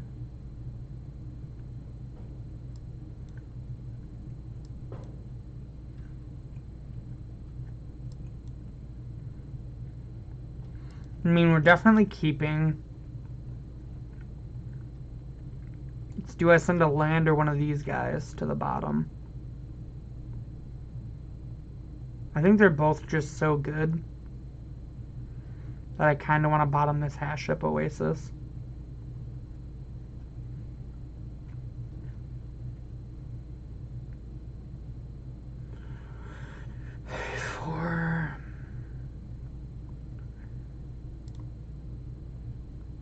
This might be wrong. I could very well see it being wrong to not bottom one of the bigger creatures.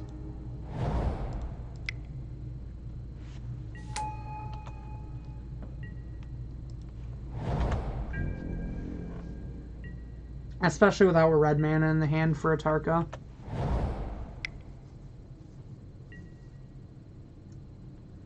Oh, bye, Ugin.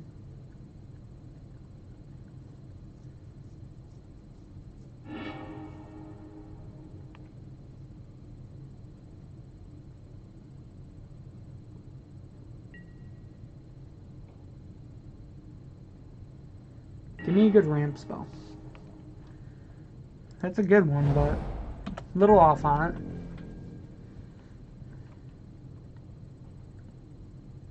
it.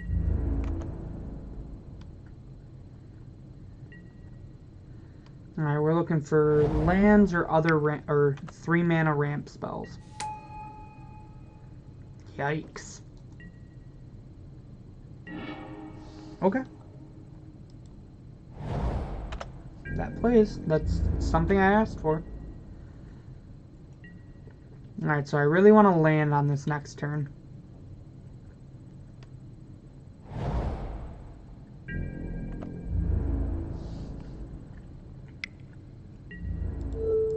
I will block.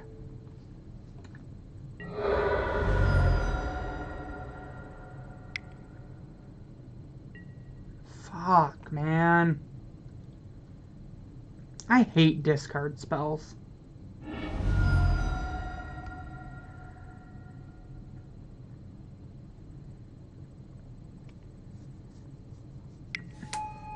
Yep.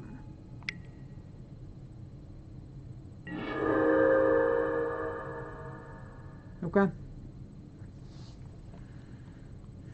That means if we draw land, we're live next turn. We need a green... No, we don't need a land. We need a green source. Please give me a green source next turn, deck.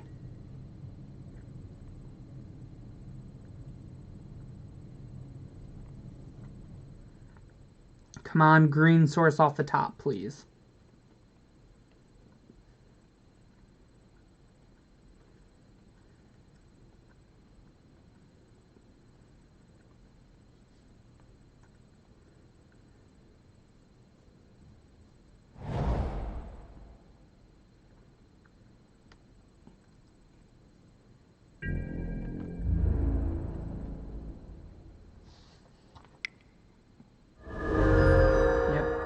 A lot of life, I understand. Please give me an untapped green source. Please give me an untapped green source.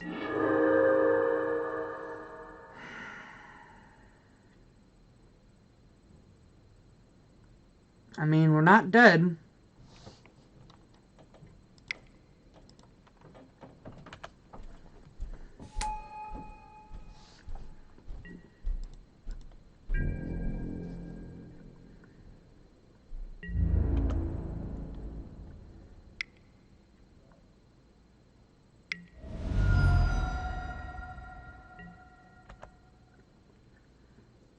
Come on, untapped green source.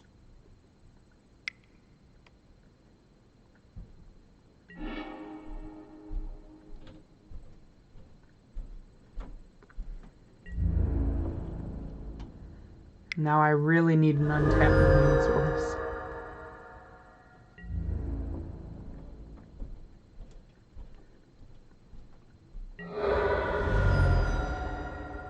Come on, untapped green source.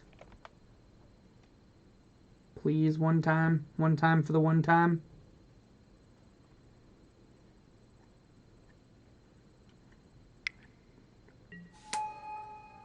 Untapped green source. Come on, really?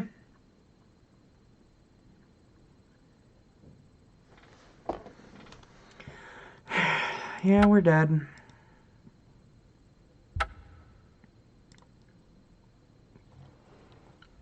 Man.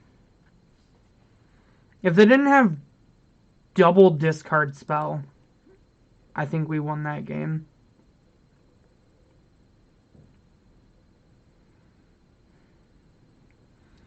Oh well, them's the beats. This deck's fine. Like I said, it has a harder matchup. It has a harder time with aggressive decks. I think that game 3 was super winnable if we literally drew a land. Maybe the greed of us bottoming a land earlier. But then we wouldn't have had the Atarka, or yeah, we wouldn't have had a top end in the first place. So I think keeping both top end was correct. I think we just we needed a land there, or we needed them to not have that duress when they did.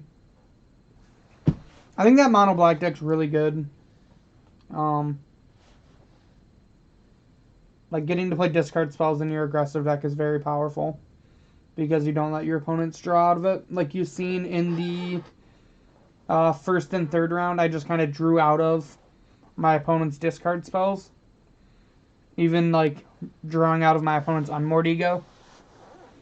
But when they put a clock on you, they really pressure you to do things fast. And if you can't, you die. Which is what happened here. So yeah, I think this deck's good. I think it has a little rough time with aggro decks, but maybe that can be fixed. Maybe moving forward, you're supposed to go a little more red in the deck and play cards like Kozilek's Return. Maybe those should be in the sideboard over, like, I'm not sure.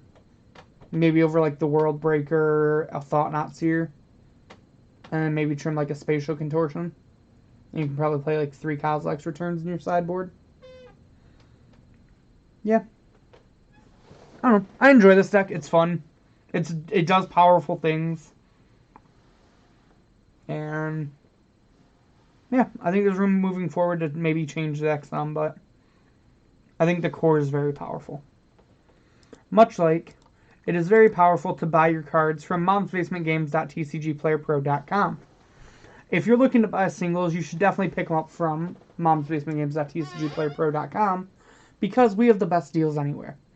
If you're looking to pick up your Treasure Cruises or your Elvish Mystics for Pioneer, or some snow-covered basics for any format other than Pioneer, momsbasementgames.tcgplayerpro.com has you covered. If you're watching on YouTube in the future, thank you for watching. Check down in the description box below for all the links that I'm going to be talking about, but also try to tune in live to our Twitch sometimes. It's always fun to interact with you guys, like Siggy and Major and Bant. On top of that, everybody watching on Twitch right now and on YouTube in the future, make sure to head over to our Facebook page and give us a like. Give us a follow on Twitter at MomsBasementMTG. And also head back over to our YouTube channel for the best standard, modern, legacy, vintage, commander, pauper, and now Pioneer content. On top of that, I would super appreciate it if you gave me a follow on Twitter. My Twitter's at RichardTMTG. I talk magic, memes, music, League of Legends, anything else you want to talk to me about, feel free to hit me up on Twitter. If you're looking for the other form of social media you can find us at, you can find Mom's Basement Games on Instagram at Mom's Basement Games, or you can find me on Instagram at RichieT2196. Alright, but with that, I think I'm going to go ahead and get on out of here, as I'm starting to get kind of hungry. So I'm going to get some food and head home. But I hope you all have a wonderful day and a wonderful Friday.